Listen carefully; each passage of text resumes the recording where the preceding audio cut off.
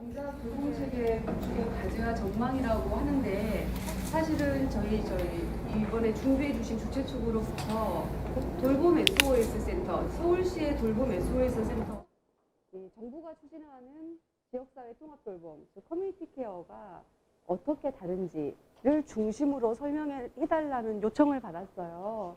그래서 지금 현재 동작구에서 관련 사업에 참여하시고 관심을 갖고 계시는 분들에게 적합한 주제가 아무래도 이 두 정책의 차이점을 좀 설명해 주는 게 필요하다는 말씀인 것 같아서 그 내용을 중심으로 소개를 해드리겠습니다.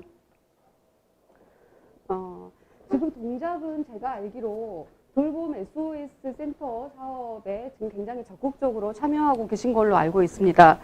이제 아마 혹시 동작은 서울시에 지금 참여하고 계신 분들이 돌봄 SOS 센터에 대해서 많이들 알고 계시나요? 얼추 알고 계셔요? 그럼 이 부분은 좀 설명을 짧게 해도 되는 건가요? 좋습니다. 자, 이미 동작에서 돌봄 SOS 센터 사업에 참여를 하고 계시기 때문에 여기에 대해서는 간략하게 넘어가도록 하겠습니다. 잘 아시다시피 이 서울시 돌봄 SOS 센터는 이 서울케어라는 전체적인 이름을 가지고 있습니다. 이 서울형 커뮤니티 케어, 서울형 커뮤니티 케어의 브랜드가 사실은 서울케어라고 볼 수 있는데 이 서울케어가 이 성인 돌봄의 건강 분야, 영유아 보육 분야, 초등 돌봄 분야 이렇게 네 바퀴로 현재 움직여지고 있습니다. 사실 이거는 처음 시작한 게 아니라 서울시가 2018년 10월에 돌봄 SOS 센터 추진 기본계획을 발표한 이후에 2019년에 보다 본격화되면서 이 온마을 아이돌봄 체계 구축, 건강 돌봄 서비스 추진 선포식, 또 그 뒤에 이은 돌봄 SOS 센터 시범 사업 실시 이 과정을 통해서 지금 아까 방금 보셨던 이 네 개 사업을 축으로 하는 이 소위 서울케어가 추진되고 있는 거죠. 서울시는 공공이 직접 주민들에게 필요한 서비스를 전달하겠다는 취지로 관련 사업을 설계를 하고 있고요. 그 중에 하나가 성인 돌봄에 해당하는 돌봄 SOS 센터입니다. 즉, 이 말은 이 돌봄 SOS 센터가 기본적으로 성인을 대상으로 한 사업이라는 거고요. 성인 중에 특히 이 65세 이상 어르신과 장애인을 중심으로 설계된 사업이라고 보시면 되겠습니다. 실제로 보시면은 이 돌봄 SOS 센터가 이 행복지원센터처럼 하나의 별도의 센터가 만들어지는 게 아니라 이 동주민센터 안에 돌봄 SOS 센터라는 하나의 업무 부서가 생기는 겁니다. 그래서 기존에 수행하고 있던 착동을 좀 더 완성시킨다는 그 취지로 이 돌봄 SOS 센터가 가동이 되는 거죠. 기본적으로 이 돌봄 SOS 센터는 서울의 성인 돌봄을 완성시킨다는 취지하에 우리 그 서울시 25개 자치구 전동에 설치가 되고요. 이 전동에 8개 서비스를 제공하는 시스템입니다. 서울시가 직접 8개의 서비스를 노인이라든가 장애인에게 필요한 8개 서비스를 준비를 하고 그 8개 서비스를 제공하는 민간의 서비스 제공 기관과 협약을 맺어요. 그래서 그 협약을 맺은 기관이 이 서비스를 신청한 주민들에게 해당 서비스를 제공하는 그런 시스템입니다.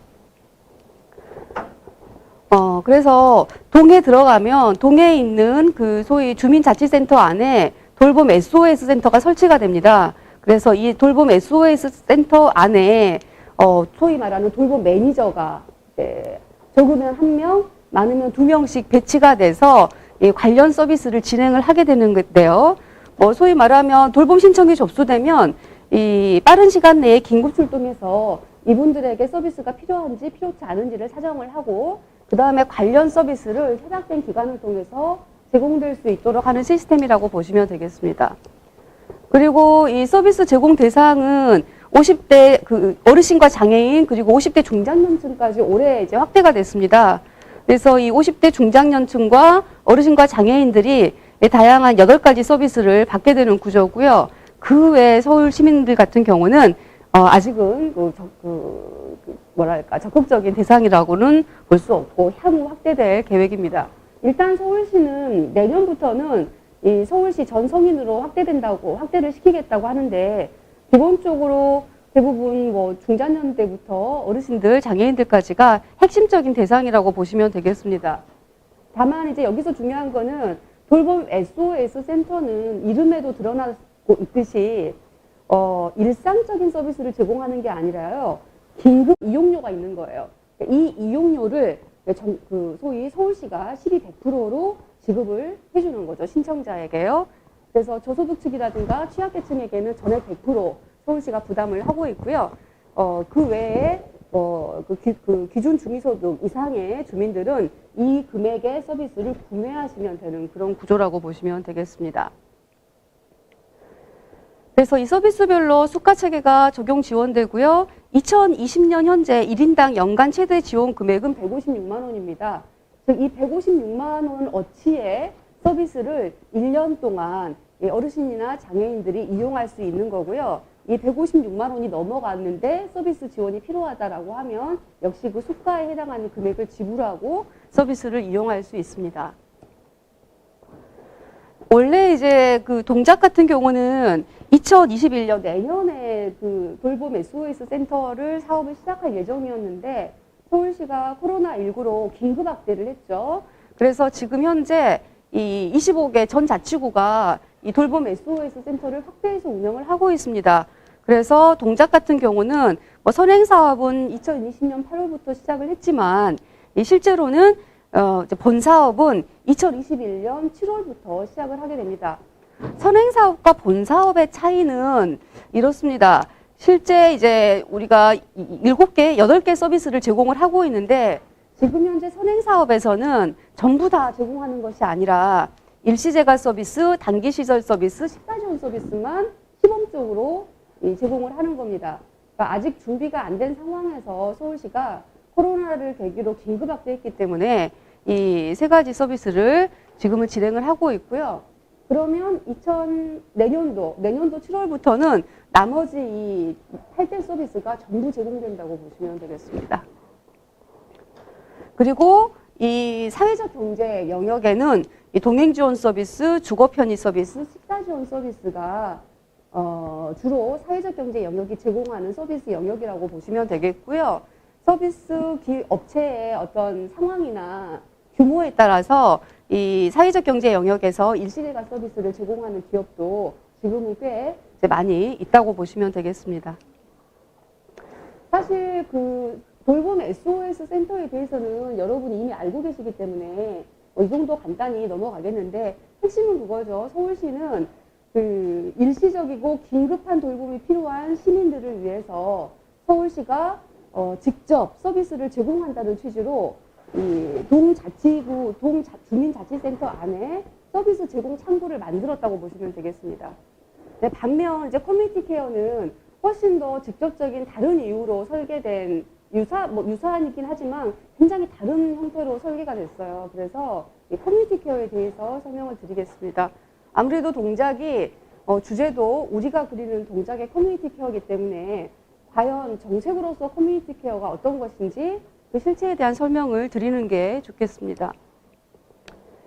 사실 커뮤니티 케어는 뭐 서울시가 돌봄 SOS 센터를 설치한 것도 마찬가지지만 현재 급속하게 변화하는 인구 구조의 변화에 대응하기 위해서 이제 만든 계획입니다. 저출산 고령화 시대에 지금 대비하지 않으면 우리 사회의 지속 가능성도 특히 사회보장제도의 지속 가능성도 위협받을 수 있다라는 그 생각 때문에 만들어진 정책, 도입된 정책인데요. 우리나라에서의 공식적인 명칭은 지역사회 통합돌봄입니다. 사실 처음에는 커뮤니티 케어라고 하니까 그럼 지역사회에서 모두가 다 케어받는 거예요? 이렇게 좀 정책적인 혼선이 있었어요. 그러다 보니까 한 2018년 말 정도에 지역사회 통합돌봄이라는 이름을 공식화하고 여기에 대한 정책적인 안내를 계속해서 정부가 하고 있습니다. 커뮤니티 케어의 좀 기본적인 배경을 보시면요. 우리나라가 그 고령화가 굉장히 빠른 속도로 진행이 되고 있습니다. 세계 유례 없는 속도라고 보시면 되겠습니다.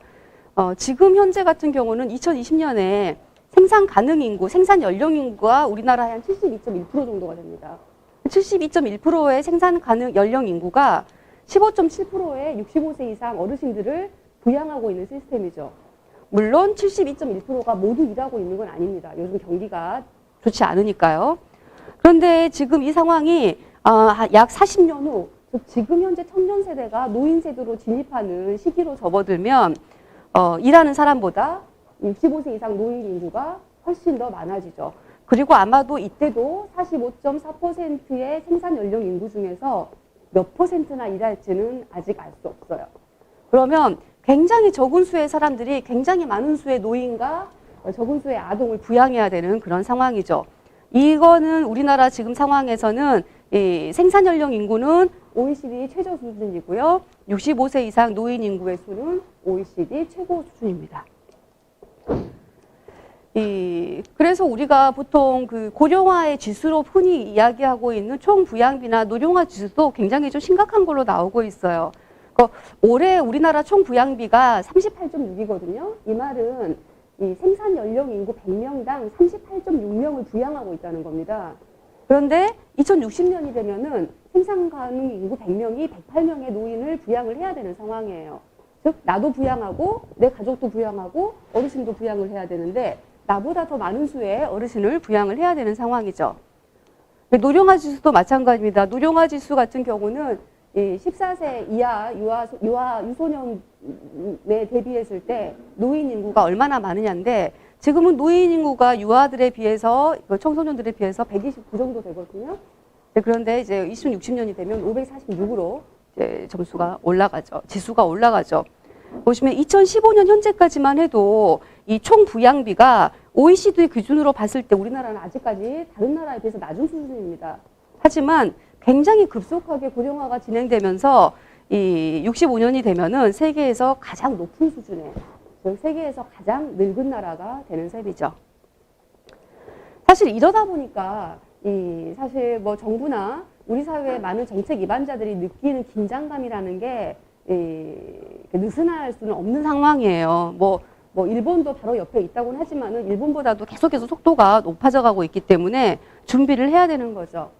네, 하지만 여러분 다 아시다시피 우리나라는 소위 복지국가로서 그 법적, 제도적 기반이 갖춰준 게 약 20년의 역사에 지나지 않습니다. 즉 아직 굉장히 압축적으로 성장을 했지만 여전히 내실을 다져야 될 제도들이 많은 거예요.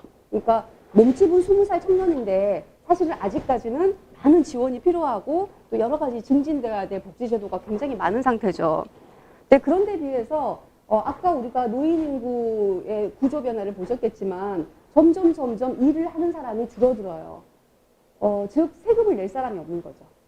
세금을 낼 사람이 없다는 것은 그만큼 이 사회보장제도를 기반으로 해서 이 노인 세대에 대해서 이 복지 서비스를 제공할 수 있는 재원이 부족하다는 소리입니다. 즉 노인 인구는 늘어나는데 이 노인 인구를 부양할 소위 사회보장제도를 기반으로 하는 세수가 부족하는 상황이에요. 이러니까 여기에 대해서 이 문제를 해결할 신박한 해법이 없을까? 이걸 고민할 수밖에 없는 거죠. 노인복지 예산을 전체로 다 볼 수는 없지만 이해하기 쉽게 단순한 노인복지 예산 규모만 봤을 때 지금 보시는 그래프를 그리고 있습니다. 보시면 2000년대 초반, 즉 우리나라가 복지국가로 막 진입하기 시작한, 더 쉽게 말하면 국민기초생활보장제도 이후에 소위 그때부터 없었던 노인복지 제도들이 막 생겨나기 시작을 하죠. 그래서 노인 일자리 사업도 시작되고요. 기초노령연금 제도도 도입되고 이러면서 우리나라가 2020년까지 즉 약 20년의 세월 동안 이 노인 복지 예산이 무려 50배가 증가를 합니다. 하지만 여전히 복지 예산이 부족하죠. 좀 더 많이 쓰여야 되는 지금 필요가 있는데 이 그림을 그대로 가지고 가서 요것만 그대로 쓴다고 했을 때 향후 40년을 예측한 추계 모형이 지금 보시는 이 그림입니다. 그래서 인구는 점점 세금을 낼 사람, 즉 생산 가능 인구는 점점 줄어드는데 그리고 노인 인구는 늘어나는 반면에 이 돌봄 수요는 계속해서 증가하는 이 상황을 어떻게 극복할 수 있을까? 바로 이 지점에서 저출산 초고령 사회의 대책이 필요하다는 문제의식이 생기기 시작한 것이죠. 물론 정부가 이 저출산 고령화 대책을 커뮤니티 케어만 준비한 건 아니에요. 아예 저출산 고령화 기본계획이 다 수립이 되어 있고요. 그중에서 핵심적인 계획이 지역사회 통합돌봄이라고 보시면 됩니다. 자, 여튼 만약에 우리가 정책 위반자라든가 지역사회에서 문제를 해결해야 되는 사람이라면 사실 고민이 여기에서 맞춰지겠죠. 이렇게 많은 자금이 들어가는 비용인데 비용이 많이 들어가게 되어 있는데 문제는 점점 가면 갈수록 이 세수를 확보할 수 있는 방안은 그다지 많지 않은 거죠. 그랬을 때 과연 어떻게 하는 게 미래 사회를 대비하는 걸까? 어떻게 돌봄 수요에 대응하고 어떻게 사회복지 재정 부담을 극복할 수 있을까? 여기에 대한 고민을 하게 되는 겁니다. 아마도 정확한 이 그래프는 아니겠지만은 기본적인 개념은 이런 걸 겁니다. 지금 현재가 2020년이거든요. 2020년에서 지금 여기 보시는 요 그 그래프의 검정색 선의 아래서는 우리가 지금 현재 있는 제도만으로도 반드시 들어가야 되는 예산입니다. 아마도 이보다 더 실제 예산이 더 많을 거고 앞으로도 점점 더 늘어나겠죠. 하지만 요 그림만 가상으로 한다 했을 때 여기 있는 거는 기존의 복지 시스템에서 당연히 지금 제공이 돼야 되는 그런 비용인 거죠. 그렇다면 새롭게 도입한 커뮤니티 케어가 과연 같은 방식으로 제공이 된다면 지금까지 이야기했던 이 노인 인구의 증가나 사회복지 재정 부담을 어떻게 해소할까? 이제 이게 핵심적인 고민인 거예요. 그러면 여기서부터 사실은 우리는 이 문제를 어떻게 해결할 것인지에 대한 여러 가지 그 정책과 상상의 나래를 펼쳐야 되는 거죠. 그 안에서 나오는 과정이 아마 이런 게 있을 수 있을 것 같아요. 요런 그래프 말이죠. 아마 지금 있는 것보다 예산을 더 써서, 즉 새로운 정책을 도입해서 지금 현재 가파른 곡선을 완만하게 만들 수 있는 방법을 찾는 게 어쩌면 커뮤니티 케어가 추구하는 내지는 커뮤니티 케어가 추구해야 될 방향일 겁니다. 즉 한편에서는 기존의 복지 시스템에서 계속 써야 되는 돈이 있고 또 한편에서는 기존의 복지 시스템과는 다른 방식으로 작동하는 새로운 돌봄 인프라를 만들어서 향후 들어갈 복지 비용의 사회적 효율성을 높이겠다는 취지죠. 그렇게 하지 않으면 이 사회보장 제도 자체가 이렇게 흔들릴 우려가 있으니까요. 그래서 현재 2020년 올해가 지금 2020년이고 2025년이면 우리가 초고령 사회로 진입하는 걸로 되어 있거든요. 이 계획을 세울 때만 해도 2026년이었는데 벌써 1년이 앞당겨졌어요. 그래서 앞으로 이제 5년 뒤면은 우리나라가 초고령 사회로 진입하는 것으로 예측이 되고 있습니다. 그래서 문재인 정부는 적어도 2025년까지는 이 커뮤니티 케어 그 정책을 추진을 해서 커뮤니티 케어에 필요한 핵심 인프라를 구축을 하고 그래서 국민들이 적어도 2026년부터는 기본적인 지역사회 통합돌봄에 관련한 서비스를 받을 수 있도록 준비를 하겠다라고 이제 보고 있습니다. 근데 과연 어떻게 해야 실제로 여러분 같은 경우는 과연 어떻게 해야 이 가파른 비용 부담을 줄일 수 있을까요? 아마 여러 가지 방법이 있을 겁니다. 아마 여러 가지 방법이 있을 텐데 가장 우선적으로 내지는 가장 쉽게 생각할 수 있는 방법은 이것일 수 있어요. 우리가 아까 말씀드렸지만 이 돈은 사실 다 써야 되는 돈이거든요. 그리고 여전히 부족한 돈이에요. 우리나라의 복지라는 게 아직 충분하지 않기 때문에 이 돈은 써야 되거나 더 많은 돈이 들어갈 텐데 계속해서 쓸 수는 없어. 그리고 앞으로도 계속 인구 구조를 감안할 때 지금과 같은 인프라로는 같은 방식으로 해결해서는 답이 안 나와. 이런다고 했을 때 여러 가지 해법이 있을 수 있겠지만 일단은 불필요한 지출은 줄일 수 있겠죠. 첫 번째로 수행해볼 수 있는 게. 그래서 과연 불필요한 지출이 뭘까? 이걸 생각해 볼 수 있습니다. 불필요한 지출이라고 하면 아마도 이런 거겠죠. 우리나라 국민들이 병원에서 어르신들이 병원에서 생활하시는 분들이 굉장히 많은데 어르신들의 60% 70% 이상이 사실은 살던 곳에서 노후를 보내고 싶은데 부양할 사람이 마땅치 않아서 병원이나 시설에서 보낸다는 연구 결과가 있어요. 그렇다면 이 병원이나 시설에서 생활하시는 분들한테는 기본적으로 사회보장제도의 비용이 나가는 분들이죠. 그러면 일단 그분들 먼저 지역사회로 돌려보내면 안 들어가도 될 사회복지 재정 부담이 줄어들게 되는 거죠. 그래서 그러면 우리나라의 지금까지의 돌봄 서비스의 거의 대부분이 병원이나 시설을 중심으로 설계가 돼 있었기 때문에 이 사회부담 비용이 계속 가중되어 있었는데 적어도 지역사회에서 병원이나 시설에서 생활하지 않아도 일상생활이 가능한 노인이나 장애인이 있다면 지역사회로 돌아가게 하면 되지 않을까? 그래서 알아서 살게 하면 되지 않을까? 이런 생각을 하게 된 거죠. 그러면 병원이나 시설이기 때문에 당연히 들어가야 될 여러 보조금이라든가 수가 체계를 줄일 수가 있으니까 그걸로 일단 비용을 줄일 수 있을 겁니다. 하지만 비용을 줄이는데 끝나지 않죠. 왜냐하면 병원이나 시설에서 일을 하던 생활하던 분들이 일단 병원이나 시설이 아닌 지역사회로 돌아가면 전에 없던 굉장히 여러 가지 생활이라는 게 생겨요.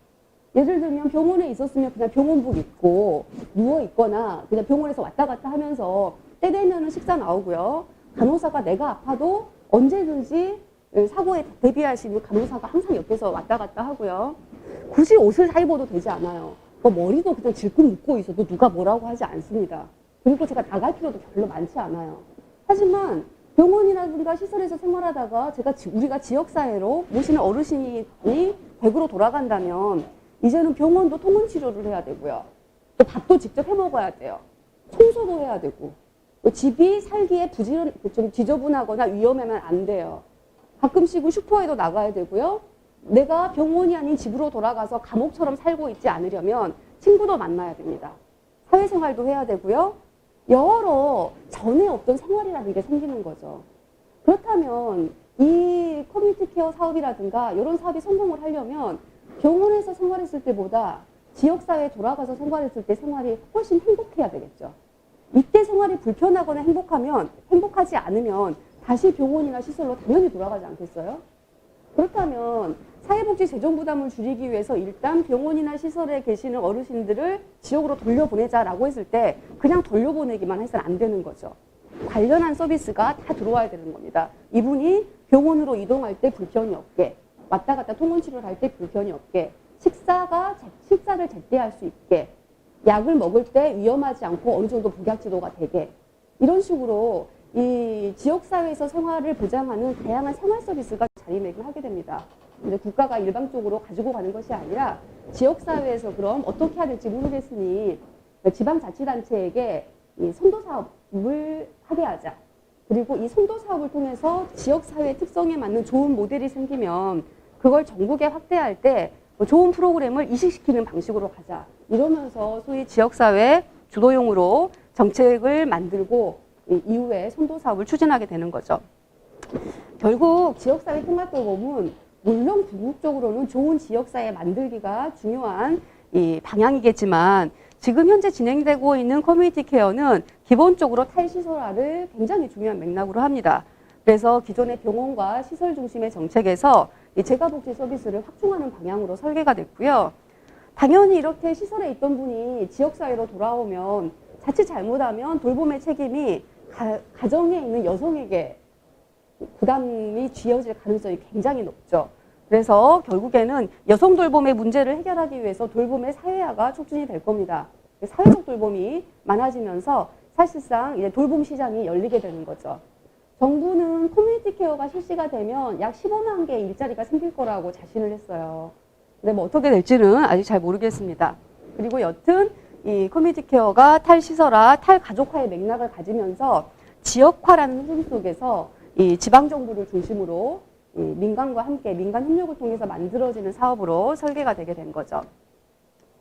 그래서 실제로 적용 대상에 굉장히 분명하게 나와 있습니다. 노령 등의 사유로 케어가 필요한 사람으로 이 지역사회에 살기를 희망하는 사람인데 일단 입원을 했는데 지역으로 돌아가고 싶은 사람. 두 번째, 시설에 입소해 있는데 지역으로 돌아가고 싶은 사람. 세 번째, 원래 이미 지역사회에 살고 있는데 웬만하면 병원 시설로 안 가고 계속 지역사회에 살고 싶은 사람이 기본적인 대상입니다. 그래서 지역사회 통합돌봄 개념도는 기본적으로 중앙정부는 법적 제도적 기반을 마련하고요. 시군구가 읍면동 단위의 서비스 제공 체계를 지원합니다. 실제로는 읍면동 단위의 이 통합 안식 케어 창구를 중심으로 서비스가 설계되는 구조를 가지고 있고요. 어르신들이 사는 곳에서 주거지를 중심으로 다양한 돌봄 서비스나 건강 서비스나 생활 서비스를 받을 수 있도록 설계가 됐어요. 다만 예전에는 이 취약계층이라든가 저소득층 같은 경우는 이 소위 동사무소에 가서 관련 혜택을 받았고 그 외에는 바우처 사업으로 사회복지기관이라든가 비영리 기관에서 제공하는 서비스들을 받는 구조였죠. 그런데 여기는 그런 방식으로 진행되면 안 된다고 생각했기 때문에 이제 민간의 참여를 훨씬 확 넓힙니다.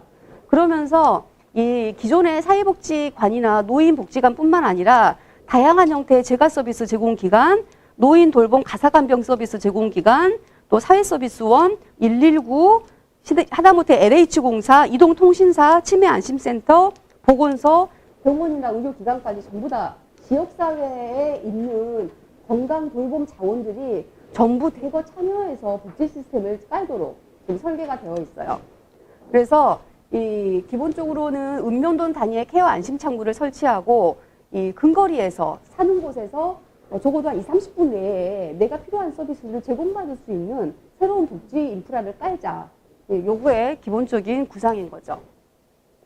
그래서 적어도 26년 전에는 이런 핵심 인프라를 좀 깔자라는 그런 취지하에 지금 현재 선도 사업이 진행되고 있습니다. 그래서 현재 이 선도 사업은 탈시설화와 지역사회 정착 지원을 골자로 진행이 되고 있고요. 그림에서도 이 선도 사업에 대한 이해에서도 보시는 바와 같이 병원에서 계시는 분은 퇴원을 지원하고 이미 댁에 계신 분들은 입원이 지연될 수 있도록 설계를 하는 거죠. 그래서 입원을 지연시키려면 지역사회가 충분히 치료보다는 예방 중심으로 설계가 돼야 되는 거고 또 생활 속에 굳이 병원에 가지 않더라도 생활의 편리함을 누릴 수 있도록 다양한 생활 인프라가 깔려야 되는 상황이에요. 그렇게 새로운 생활 인프라를 어떤 방식으로 깔 것이냐. 이거는 국가가 모르겠다. 지역사회가 민과 관이 함께 협력해서 한번 만들어봐라 라고 하고 있는 거죠. 이건 뭐 장애인도 마찬가지고 정부 마찬가지입니다. 그래서 결국에 탈시설화, 탈가족화 맥락에서 지역사회를 중심으로 이 사업이 설계가 되면 어떤 문제가 생기냐면 결국 돌봄이 사회화된다는 뜻이에요. 근데 우리나라는 돌봄에 대해서 공공성에 대한 욕구가 굉장히 높은 나라입니다. 아이 돌봄 국가가 해주세요. 어르신 돌봄 국가가 책임져야지. 이게 많고 그래서 문재인 정부도 포용적 복지국가를 선언할 만큼 돌봄이 앞으로 계속해서 공공성을 유지해야 될 욕구는 굉장히 큰데 결국 이 사업을 공공이 계속 가지고 앉기에는 기존의 공공이 앉는 방식으로는 문제를 해결할 수 있는 방향이 그렇게 신박하지 않죠. 그러다 보니 정부 입장에서는 결국 지역 주도형 정책으로 가면서 돌봄이 시장화되는 과정이 있을 텐데 이 어떻게 돌봄이 시장화되는 과정에서도 핵심 서비스에 대한 공공성을 유지할 수 있을까? 이게 가장 큰 고민이 될 겁니다. 물론 사회적 경제 영역도 소위 사회적 가치를 추구하고 또 공공가치에 대한 같은 공통의 이념을 추구하고 있기 때문에 우리 역시 사회적 경제 영역에 있는 분들 역시 이 돌봄의 공공성이 어떻게 유지가 돼서 서비스가 계층화되는 걸 막을 수 있을까 여기에 대한 고민을 함께 할 수밖에 없죠. 그래서 아마도 아까도 말씀드렸듯이 돌봄의 공공성을 유지하고 이 소위 사회보장 제도의 지속 가능성을 위해서 사회적 비용의 효율성을 어떻게 제고할 수 있을까? 이 두 가지가 정부나 사회적 경제 조직이 갖고 있는 가장 중요한 문제라 하겠습니다. 자, 정부는 이렇게 설계를 합니다. 4대 핵심 과제를 설정을 했는데 일단 2025년까지 지역사회 통합돌봄 제공 기반을 구축한다 했는데 어떻게 하면 정말 시설이라든가 병원에 어르신들이 가지 않고 지역사회 안에서 생활할 수 있을까? 이건 단지 희망자 받아서 일단 나가세요라고 해서 설대되는 문제가 아니다. 그래서 일단 주거지에 대한 생활 환경을 전부 개선해야겠다라고 잡고요. 그리고 주거지에서 다양한 건강의료 서비스를 받을 수 있도록 해야겠다 해서 방문건강, 방문진료 서비스, 방문간호 서비스를 확충하겠다. 이런 계획을 세웁니다. 그리고 이제 요양 돌봄 서비스가 있겠죠. 다양한 형태의 재가 서비스가 만들어집니다. 돌봄 SOS 센터에서도 하고 있는 동행 지원 서비스라든가 식사 지원 서비스, 뭐 주거 편의 서비스 이런 서비스들이 계속해서 확충되는 구조고요. 이러한 서비스가 다 서비스 제공 기관이 다르잖아요. 이거를 통합적으로 연계하는 통합 돌봄 창구를 읍면동 단위에 만들겠다는 거죠. 자, 서울 같은 경우는 동자치센터가 그 일을 하고 있죠. 지금 돌봄 SOS 센터라는 걸 만들어서. 근데 다른 자치구, 소위 선도 사업을 하고 있는 자치구는 동이 직접 할 수도 있고요. 아니면 새롭게 행복지원센터 같은 걸 별도로 만들어서 이 통합지원센터 역할을, 케어 안심창구 역할을 하는 새로운 센터를 건립할 수도 있습니다. 그거는 지역마다 다르게 나타난다는 거죠. 그래서 지역마다 자기 특성에 맞게 모델을 한번 설정해봐라. 이렇게 지금 만들어지고 있고요. 이렇게 기본적으로 서비스를 제공하는 인프라 구축을 하는 거기 때문에 공급기관을 중심으로 설계될 수밖에 없죠. 그러면 어떤 문제가 생기냐면 그럼 내 개인적인 소비자의 욕구에 근거한 설계는 어떻게 가능한데? 라는 문제가 나올 수 있을 거예요. 그런 부분을 지역 케어웨어를 통해서 각각의 맞춤형 서비스가 제공될 수 있도록 서비스를 연계하는 시스템을 지역 케어회의라는 통합 사례 관리를 통해서 문제를 해결하라라고 제안을 하고 있죠. 그래서 주거, 건강의료, 요양 돌봄 서비스 연계가 커뮤니티 케어 실현을 위한 4대 핵심 과제라고 보시면 되겠습니다. 그래서 그 커뮤니티 케어 관련한 홈페이지 같은 데 들어가 보시면은요, 앞으로 이 커뮤니티 케어가 추진되기 위해서 물론 선도 사업을 통해서 16개 자치구에서 여러 사업을 하고 있지만 정부 단위에서도 이 4대 핵심 사업의 실현을 위해서 이런 일을 할 거야 라고 이렇게 그림으로 제시하고 있어요. 그게 이런 거예요. 뭐 케어 안심주택, 즉 이제 어르신이 뭐 집으로 직접 가지 않고 중간집이 필요할 경우에 케어 안심주택을 대거 확충하겠다. 그리고 어르신들 낙상사고 굉장히 많으니까 집수리 사업 대대적으로 하겠다. 주민건강센터 소생활권 단위로 확충하겠다. 이런 계획들이 생기는 거죠. 그래서 이미 여러분 다들 아시겠지만 동네마다 뭐 단기보호센터, 데이케어센터 엄청 많이 생기죠. 그래서 이 사람들이 실제로 이거는 뭐 정책이 발표되기 전부터도 이 고령사회에 대비한 민간의 움직임이 또 오랫동안 또 있었어요. 그런 여러 가지 상황을 어떻게 지역사회 안에서 공공성을 지키면서 실현해낼 수 있을 것인가. 이게 사실은 공공의 가장 깊은 고민이라고 할 수 있겠습니다. 여튼 정부는 기본적으로 공통적으로는 이 사업을 추진할 때 항상 민가관이 함께 했으면 좋겠다. 그리고 공급자 중심의 서비스가 설계되지 않도록 지역 케어회의를 통해서 수요자 맞춤형 서비스가 제공됐으면 좋겠다. 그리고 공공의 역할을 해야 되니까 통합 돌봄 창구를 둬서 서비스가 분절적으로 제공되지 않도록 이 통합 지원 체계를 구축했으면 좋겠다. 하지만 어떻게? 지역별 특성을 살려서. 그리고 특히 공공 같은 경우는 이런 일을 할 때 공무원의 인력 배치에 신경을 써라. 적어도 새로운 사람이 아니라 지역을 잘 알고 업무의 전문성이 있는 3년 이상의 경력자가 이 일을 추진했으면 좋겠다. 그리고 이거는 뭐 복지지원과, 복지정책과 한 부서가 할 수 있는 일이 아니라 지역사회 전체를 바꾸는 일이기 때문에 뭐 다양한 직렬 공무원이 참여를 했으면 좋겠다. 그리고 반드시 민간의 자원을 활용하되 민간 협의체, 민간 거버넌스를 구성해서 이 일을 추구했으면 좋겠다. 이제 이런 식의 제안을 하죠. 사실 이러한 제안이 처음부터 있었던 건 아니에요. 뭐 좀 관심을 가지셨던 분들은 아시겠지만 커뮤니티 케어 계획도 굉장히 시행착오를 많이 겪었어요. 지금도 여전히 시행착오가 많고 정책의 내용이 어제 다르고 오늘 달랐습니다. 그러다 보니까 굉장히 정책적 혼선이 있었고 말들이 많았고 과연 이게 되는 거야? 라는 식의 질문도 많았었는데 그러다 보니 정부가 올해 7월에 이 지역사회 통합돌봄을 선도사업과 관계없이 자체적으로 추진하는 자치구를 위해서 이 자체 추진 가이드북을 발간을 해요. 그러면서 이제 몇 가지 내용을 좀 최종적으로 정리합니다. 이제 거기에 수록된 내용이라고 보시면 되겠습니다. 여튼 이제 지금 현재 커뮤니티 케어 선도 사업이 이 1차, 2차 선도 사업 해가지고 지금 16개 지자체에서 시행이 되고 있습니다. 처음에는 노인, 장애인, 정신질환자로 대상자군을 나눠서 이 대상자에 맞는 선도 사업을 개발해봐. 이렇게 시작을 했는데 하다 보면 힘든 거죠. 이게 쉽진 않을 거예요. 왜냐하면 안 해보던 일을 하는 거니까. 그리고 사실 병원이라든가 시설에서 생활하는 만큼의 서비스가 그렇게 빠른 시간에 지역사회에 만들어질 리가 없죠. 그러니까 당연히 어렵고 실패가 더 많이 도드라질 수밖에 없는 사업입니다. 이제 그러다 보니까 이제 2차 선도 사업 때는 이렇게 대상자별로 구분하지 않고 대도시 지역, 급속한 고령화 지역, 도농복합 지역, 농촌 지역 이렇게 지역의 특성을 다르게 배분을 해서 선도 사업 자치구를 만들어냅니다. 그래서 이제 지금 현재 이 16개 자치구가 최소 2년 정도의 시범사업, 그 선도사업 기간을 갖자. 이렇게 지금 추진을 하고 있죠. 사실 커뮤니티 케어는 아까도 말씀드렸듯이 굉장히 많은 정책적 혼선을 거쳤고 정부도 지방정부도 준비가 충분히 된 상태에서 한 사업이 아니기 때문에 굉장히 많은 혼선이 있었습니다. 그러다 보니까 뭐 쟁점이나 아니면 여러분이 꼭 이 제도의 이해를 위해서 알고 계셔야 될 몇 가지 사실이 있는데요. 그것만 몇 가지 정리하고 넘어가겠습니다. 일단 커뮤니티 케어가 이름이 예쁘잖아요. 커뮤니티에서 케어를 해준다고 하니까 굉장히 예쁘지만 기본적으로 이 정책은 이거는 그 뚜렷한 정책적 방향성을 지닌 개념이라는 겁니다. 그래서 단지 아름다운 개념이 아니라 사실은 초고령 사회라는 사회적 위험에 대한 대응책이라는 거죠. 그래서 사실상 이거 계속 되겠어? 이런 말들 많이 하시는데 실제로는 이 굉장히 오랜 노력이 필요한 중장기 계획이고요. 이 초고령 사회가 가진 우리나라의 초고령 사회가 가진 딜레마를 해소하기 위해서 이 기존의 복지 시스템과는 다른 새로운 시도가 필요한 사업이라고 보시면 되겠습니다.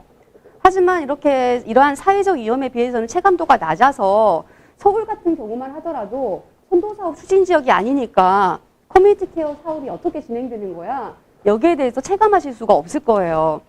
그리고 이 지역사회 통합 돌봄은 기본적으로 기초지자체를 중심으로 이제 추진이 되는데 서울 같은 경우는 별도로 이렇게 서울형 커뮤니티 케어 추진하겠다라고 해서 만들어진 이 돌봄 SOS 센터 같은 경우는 이 광역이 중심이잖아요. 서울시가 중심이 돼서 지방자치단체에 매뉴얼까지 제공해서 뿌리는 상황이기 때문에 굉장히 추진하는 방식이 다르다고 볼 수 있죠. 그러다 보니까 정책적 혼선이 많은데 이 정부는 지역사회 통합 돌봄을 이렇게 설명을 하고 있습니다. 이렇게 정책적 혼선이 많으니까 가장 좀 정리가 필요했던 거죠. 이런 상황 때문에 나오는 말들이 그런 거예요. 지속 가능한가? 이것도 있지만 아니 도대체 우리 그동안 열심히 복지 증진해왔는데 뭐가 다른 거야? 도대체 이제 이런 말이 많은 거예요. 그리고 사회복지기관이 전통적으로 해오던 일에 사회적 경제 기업이 도대체 왜 들어와? 기업하는 사람이 왜 들어와? 이런 식의 불편함을 굉장히 많이 호소를 하는 겁니다. 그러다 보니까 이 정부가 이렇게 이제 내용을 정리를 하죠. 우리가 기존의 방식으로 작동하던 전통적인 기존의 복지 체계가 있다. 이건 역시 여전히 중요하고 우리 복지의 중요한 중심축을 담당한다. 하지만 지금 우리가 하고 있는 지역사회 통합 돌봄은 새로운 방식으로 작동하는 새로운 분야라고 보면 된다. 그리고 아마도 커뮤니티 케어는 기존의 복지 체제와 새롭게 마련한 분야가 융합되는 것이 아마도 커뮤니티 케어일 것이다 라고 교통 정리를 합니다. 사실 이 기존의 복지 체제와 다른 새로운 분야가 융합되는 것이 이 커뮤니티 케어라고 했는데 여러 가지 면에서 이제 커뮤니티 케어는 기존의 복지 시스템과 작동하는 방식이 다르기도 합니다. 근데 아마 무엇보다도 제가 좀 부연하고 싶은 거는 이제는 동생활권 단위의 돌봄 인프라가 구축된다는 거겠죠. 이건 무슨 의미냐면요, 여러분. 그동안 우리 사회에 돌봄 인프라는 어떤 식으로 깔려져 있었냐면 기본적으로 정부, 그다음 광역, 그다음에 지자체 이런 식으로 행정 단위를 타고 왔었기 때문에 구를 중심으로 설계가 됩니다. 자치구를 중심으로 설계가 돼요. 서울이라면 그러면 복지관이 어디에 있든 간에 예를 들면 동작구에서 종합복지관이 어디에 있든 간에 그 동작구에 있는 몇 개의 복지관이 전체 동작구 자체를 다 커버하는 구조입니다. 그런데 지금 앞으로 만들어질 새로운 복지체제는 정말 사람들이 거주지에서 내가 생활하는 거주 공간에서 가까운 곳에서 생활 서비스를 받을 수 있도록 해야 되기 때문에 최소한도의 동단위 내지는 생활권 단위에서 간접된 서비스가 인프라가 만들어지는 거예요. 그래서 이렇게 만약에 동작구가 이렇게 동그랗게 생겼다면 옛날에는 복지관이 여기에 있든 관계없이 전체를 다 커버했다면 이제는 하나의 동사무 스토어를 중심으로 내지는 특정 거점을 중심으로 해서 가까운 곳에 내 생활권과 가까운 곳에 새로운 인프라가 깔리는 거죠. 즉 기존의 인프라와는 다른 형태로 우리 생활 곳곳에 어떤 생활 서비스가 필요할까? 어떤 공간이 필요할까? 우리 동네에 뭐가 필요할까? 이런 걸 중심으로, 동네를 중심으로, 내지는 소생활권을 중심으로 한 인프라가 깔리게 된다는 겁니다. 그래서 이거는 아마 복지를 제공했던 분들한테는 굉장히 큰 변화가 될 거라고 예상이 되고 있어요. 두 번째 쟁점, 그냥 알고 계셔야 될 상황 정도라면 이 지역사회 통합 돌봄이 추진되는 방식과 서울시가 추진하는 방식이 다르다는 겁니다. 말씀드렸다시피 지역사회 통합 돌봄은 기초자치단체 주도형이고요. 이 돌봄 SOS 센터는 광역자치단체 주도형입니다. 그래서 지역사회 통합 돌봄이 지역사회 특성에 맞게 여러 사업들을 이 지역에서 자주적으로 설계하는 구조라면 이 서울시 돌봄 SOS 센터는 일시적이고 긴급한 돌봄 문제 해결을 위해서 8개 서비스를 서울시가 직접 매뉴얼을 구성을 하고 12, 100%로 서울시가 직접 제공하는, 공공이 직접 서비스를 제공하는 시스템으로 준비가 되어 있습니다. 그래서 어떻게 보면 이 지역사회 통합돌봄이 이런 식의 그림을 가지고 있죠. 우리가 살고 있는 동네로 들어갔을 때 동네에 가면은 이 사람들이 살고 있고요. 케어 안심창구도 있고 주민건강센터도 있고 종합재활센터도 있고 텃밭도 있고 커뮤니티 케어 식당도 있을 겁니다. 그리고 아마 여기에서 청소하는 사람, 이동하는 장애인들, 약국, 동네 의원 이렇게 사람들이 존재하는 구조예요. 그래서 아마도 지금 현재 선도사업 같은 경우는 이 케어 안심주택을 중심으로 탈시설을 중심으로 한 다양한 서비스를 안치는 구조이긴 하겠지만 적어도 이렇게 동네를 중심으로 설계가 된 제도라고 보시면 되겠습니다. 네, 반면에 서울시 돌봄 SOS 센터는 이 소위 말하면 요 정도 동사무소 안에 이 돌봄 SOS 센터를 설치를 하고 거기에서 8개 서비스가 제공되는 구조입니다. 어떤 게 맞다 그르다라고는 말하기가 어렵습니다. 왜냐하면은 이 사업은 단지 1년 내에 만들어지는 게 아니라 굉장히 오랫동안 이 시행착오를 거치면서 가야 될 거기 때문에 그 안에서 민간이 특히 사회적 경제 영역이 어떤 방식으로 참여하고 어떤 방식의 지역사회 돌봄망을 구축하는 거에 따라서 내용이 달라지는 거기 때문에 좀 더 시간을 두고 볼 필요가 있습니다. 여튼 이제 사회적 경제 영역에서는 이렇게 그 서울시 이야기로 좀 돌아오면 처음에 서울시가 돌봄 SOS 센터 계획을 발표하고 이게 아마 우리 서울 내 커뮤니티 케어가 될 것이다 라고 발표를 했을 때 사회적 경제 영역이 어떻게 대응해야 될까 여기에 대한 고민이 굉장히 많았어요. 그래서 기본적으로 사회적 경제 그 분야에 이 지역사회 돌봄 광역 추진단도 운영을 하고 있고 또 돌봄 SOS 센터에 대한 현안에도 적극적으로 대응을 하고 있습니다. 그리고 또 한편에서는 자치구마다 이 돌봄 네트워크들이 구성이 돼서 이제 우리가 과연 지역사회의 돌봄 인프라 구축을 위해서 어떤 일을 할 수 있는지 여기에 대한 논의를 하고 있죠. 이미 동작 같은 경우도 돌봄 SOS 센터에서 지금 선행사업을 통해서 SOS 센터 사업을 진행하고도 계시지만은 지금 오늘 오신 동작 사회적 경제 네트워크를 통해서 돌봄 네트워크가 지금 막 만들어지고 우리가 어떻게 이 지역사회에서 무슨 일을 할 수 있을까 이걸 좀 논의하신다고 들었어요. 그러니까 사회적 경제가 굉장히 지금 마음도 바쁘고 고민도 많은 그런 상황이라고 볼 수 있겠습니다. 그런데 좀 이따 이제 관악 사례도 듣고 또 일본 사례도 들으시면 좀 아시겠지만 특히 또 관악 사례 들으면 아시겠지만 사회적 경제가 공공 분야에 진입하는 게 쉽지가 않습니다. 사회적 경제는 기본적으로 우리가 지역 주민이 우리의 필요에 맞게 경제 공동체를 통해서 서비스를 제공하자 이러면서 두 가지 측면이 있어요. 한편에서는 서비스를 제공하면서 대상자에게 사회적 경제 방식으로 서비스를 제공하는 것도 있지만 이 서비스를 제공하는 주체가 말 그대로 지역 주민이기 때문에 이 서비스를 제공하시는 분이 단순하게 종사자로 있는 게 아니라 내가 이 지역사회의 주민으로서의 주민성과 시민성을 획득하는 굉장히 중요한 사회화 과정을 밟게 되거든요. 예전에는 내가 취약계층이거나 단지 경력단절 여성에 그쳤다면 이렇게 사회적 경제 방식으로 서비스 제공 업체에 같이 참여하게 되면서 내가 지역의 주민으로 단지 서비스의 대상자가 아니라 서비스를 제공하는 주체로 사회적 관계를 확장하고 자기 자신의 역할을 키워가는 굉장히 중요한 과정으로 서로가 주체적으로 인식을 한단 말이에요.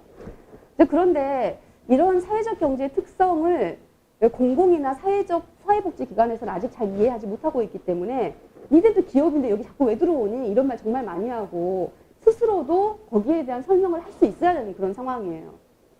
그래서 이렇게 미온적인 행정의 태도 또 오해를 하고 있는 또 다른 영역에서의 어떤 시선 이런 것 때문에 이 사회적 경제 영역이 이 분야에 참여하는 게 사실은 아직은 쉽지 않습니다. 그래서 굉장히 많은 고민을 하고 계신 걸로 알고 있습니다. 그런 것의 가장 대표적인 것들이 아마도 여러 가지 충돌이 있기도 하겠지만 여러 가지 영역이 있어요. 공공과 여러 가지 충돌하면서 과연 사회적 경제가 공공과 무슨 관계이냐에 대한 고민을 해야 되는 거죠. 사회서비스원에 종합재가센터가 들어오면 우리는 어떻게 될까? 이런 말씀들 많이 하시는데 사실 종합재가센터가 들어오면은 이거는 사회적 경제 영역에서도 우리 스스로도 종사자의 처우 개선이라든가 이 근로환경 개선, 서비스 품질 향상에 대해서 고민해야 된다는 고민을 던져주고 있거든요. 그래서 사회적 경제 기업이라고 해서 무조건 지원해줘. 우리가 다 잘할 수 있어가 아니라 사회적 경제 영역이기 때문에 더 공공성에 부합하고 지역 주민들이 제대로 된 서비스를 제공하고 있다는 걸 스스로 증명해야 되는 과제를 안고 있는 거죠. 꼭 아셔야 될 게 또 한 가지는 그 노인 맞춤 돌봄 서비스입니다. 아시다시피 올해 2000년부터 이 기존의 바우처, 6대 바우처로 분리되어 있던 노인 맞춤 종합 돌봄 서비스가 노인 맞춤 돌봄 서비스로 개편이 됐습니다. 그래서 바우처가 하나로 통합됐죠. 그래서 올해부터 뭐 준비가 됐던 것과 상관없이 올해부터 현재 실시가 되고 있어요. 즉 노인을 대상으로 한 서비스 자체가 굉장히 통합적으로 진행되고 있다는 것은 우리가 굳이 중요성을 이야기하지 않아도 제도도 그렇게 변해가고 있는 거죠. 그리고 결국에는 과거에 한 3,100여 개소에서 제공하던 서비스가 굉장히 권역별 책임기관제로 바뀌면서 이 노인 맞춤 돌봄 서비스가 제공되고 있는데 이렇게 제공이 됩니다. 이 노인 맞춤 돌봄 서비스를 제공하는 기관에서 안전지원도 제공하고요. 사회참여 서비스도 제공하고요. 병원 동행, 장보기, 가사, 신체수발, 생활교육, 건강운동, 구강관리, 영양섭취, 낙상 예방 이런 걸 다 해줘요. 즉 한 군데 서비스 기관에서 다양한 서비스를 이미 통합적으로 제공하고 있다는 거죠. 그러니까 제가 굳이 이 그림을 보여드리고 있는 것은 개별적인 사회적 경제 기업들이 개별적으로 대응해서는 절대 승산이 없다는 겁니다. 사실 사회적 경제 기업은 주민들의 필요에 의해서 만든 조직이라는 자기 정체성을 가지고도 있지만 더 중요한 것은 연대의 기반 위에 서 있다는 거예요. 각각 개별적으로 이동 지원 서비스만 제공하고 내지는 사회 서비스만 식사 지원 서비스만 제공하고 각자 도생해서는 그건 일반 영리 기업과 다를 바가 없죠. 이름만 사회적 경제 기업일 뿐이죠. 하지만 사회적 경제 영역은 각각 개별적인 영역들이 개인의 힘으로는 해결할 수 없는 공유 자원들을 같이 공유하면서 네트워크를 형성해서 이걸 규모화라는 이름으로 같이 힘을 키우고 거기 안에서 통합적인 서비스를 제공한다는 의미가 굉장히 있는데 지금 현재 우리가 거기에 대한 중요성이 훨씬 더 점점 커지고 있다는 거 꼭 강조드리고 싶었어요. 그래서 이 사회적 경제 기업의 어떤 사업연합을 통한 통합서비스 제공체계 구축 역시 사회적 경제 기업에게는 굉장히 중요한 가업으로 제시가 되고 있다는 겁니다. 여튼 사회적 경제 영역에서 어떻게 우리가 공동으로 이 사회적 경제 방식의 커뮤니티 케어를 구현할까 여기에 대한 고민은 굉장히 많으실 텐데 그냥 말해서는 구체화되진 않겠지만 아마 일본 사례나 또 가나게 사례를 더 들으시면은 훨씬 더 구체적으로 우리는 동작에서 뭘 해야겠다 이렇게 좀 생각을 하실 수 있을 것 같아요. 나머지 바톤은 두 분에게 넘기고 저는 이 제도에 대한 차이를 설명해 드리는 것으로 오늘 시간 마치겠습니다. 감사합니다.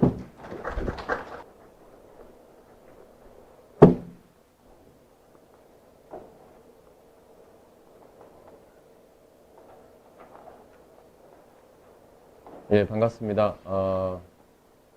김연아 교수에 이어서 저는 일본의 사례를 중심으로 좀 말씀을 드리고자 하고요. 저는 강내영이라고 합니다. 네.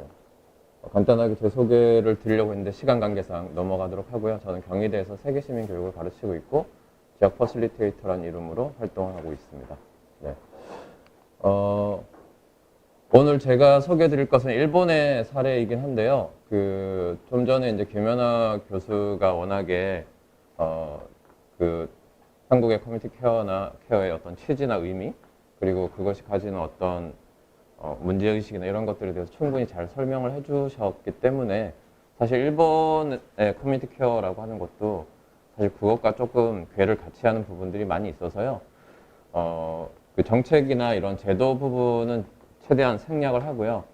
실제로 이제 김연아 교수가 이제 이걸 어떻게 현장에서 적용할 거냐라고 하는 부분에서 참고가 될 만한 일본의 사례들을 좀 중심으로 말씀을 드리려고 합니다. 네. 그래서 제가 준비한 일본의 사례는 이제 어르신 돌봄, 그러니까 특히 이제 그 한국에서도 커뮤니티 케어의 중심이 되는 게 어르신 돌봄하고 장애인 돌봄이 되게 중심이 되고 있고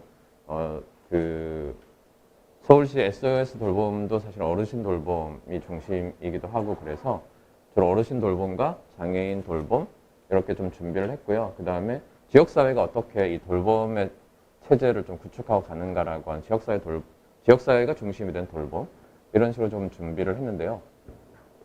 시간 관계상 다 소개해 드릴 수는 없을 것 같고, 일단 사회적 경제 주체가 중심이 돼서 하는 어르신 돌봄의 사례와 그 다음에 지역사회가 어떻게 중심이 돼서 지역사회 돌봄을 좀 구현하고 있는지 이 두 개를 중심으로 좀 설명을 드리고자 합니다. 우선은 일본의 정책에 대해서 좀 설명을 드리려고 하는데요. 여기 화면이, 네. 예. 일본은 이제 후생노동성이라고 해서 우리 치면 이제 보건복지부와 노동부가 합쳐진 부처인데, 이 후생노동성에서 제공하고 있는 커뮤니티 케어의 개념도입니다. 기본적으로는, 아까 김연아 교수도 얘기했지만, 결국, 정부 혼자서 이거를 다 감당할 수는 없거든요. 결국엔 지역사회와 정부가 어떻게 역할 분담을 해서 결국엔 이 고령화 시대, 초고령화 시대를 어떻게 이 돌봄의 문제를 같이 해결해 갈 거냐라고 하는 형태의 개념을 잡고 있고요. 기본적으로는 이제 자조, 호조, 공조, 공조라고 하는 시스템입니다. 그래서 자조라고 하는 건 말 그대로 내가 스스로 해결할 수 있는 지점들을 해결을 하는 거고요. 그리고 이제 호조라고 하는 것은 이제 일본의 자치회가 일본에도 이제 자치회들이 있거든요. 그래서 이 자치회들이 자치회 권역 중심, 그러니까 우리로 치면은 통반 중심 정도 될 것 같아요. 그래서 일본은 동사무소나 이런 동복지센터, 동주민센터 개념이 없기 때문에 초등학교 권역, 뭐 중학교 권역 이런 식으로 이제 범위를 설정하거든요. 그래서 범위로 보자면 초등학교구 권역 정도 되고요. 여기서는 이제 주로 인포멀한 서비스, 그러니까 상호 돌봄이라든지 이런 커뮤니티 안에서 서로 돌봐줄 수 있는 어떤 관계들 이런 것들을 좀 더 어떻게 강화할 거냐라고 하는 것들 보고 있고요. 그 다음에 중학교 권역 정도가 이제 지역 포괄 케어 시스템이라고 하는 것을 지원을 하고 있는데, 여기가 이제 공조라고 하는 영역이고요. 그래서 지역 코디네이터나 생활지원 코디네이터, 우리로 치면 이제 이런 사동의 이제 다양한 어떤 역할들을 하시는 코디네이터들 이런 분들이라고 생각하시면 좋을 것 같습니다. 그래서 여기 단위에서 기본적으로 이러한 호조가 잘 될 수 있도록 그 공백을 메꾸고 그 다음에 그것들을 지원하는 역할을 하고 있고요.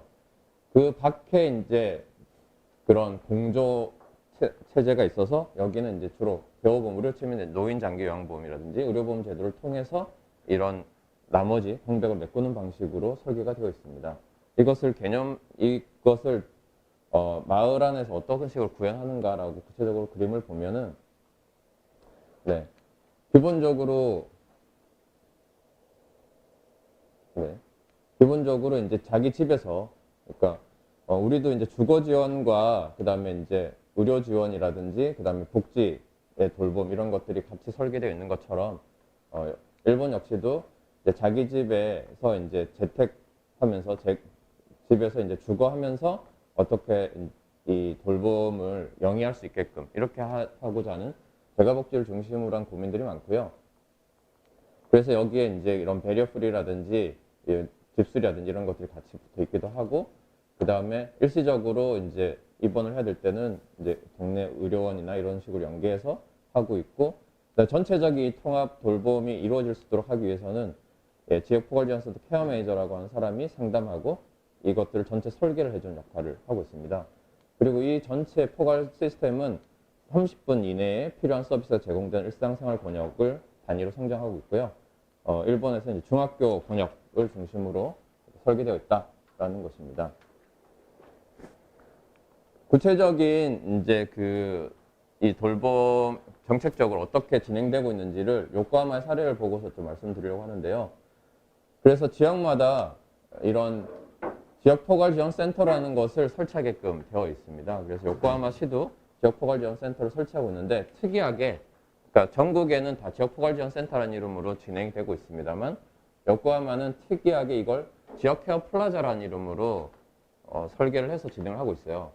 그러니까 지역포괄지원센터와 그럼 지역케어 플라자는 무슨 차이가 있냐면, 그러니까 요코하마는 이 지역포괄지원센터의 고유 기능에다가 플러스해서 이 지역 교류라고 하는 부분을 상당히 비중 있게 넣어놨습니다. 그래서 이름을 지역케어 플라자라는 이름으로 하고 있고, 물론 이것은 대부분 민간 위탁 방식으로 하고 있고요. 대부분은 사회복지법인이나 이런 것들이 이제 위탁을 받아서 운영을 하고 있는데, 중학교 그 단위마다 말씀드렸던 것처럼 한 개씩 설치되어 있고요.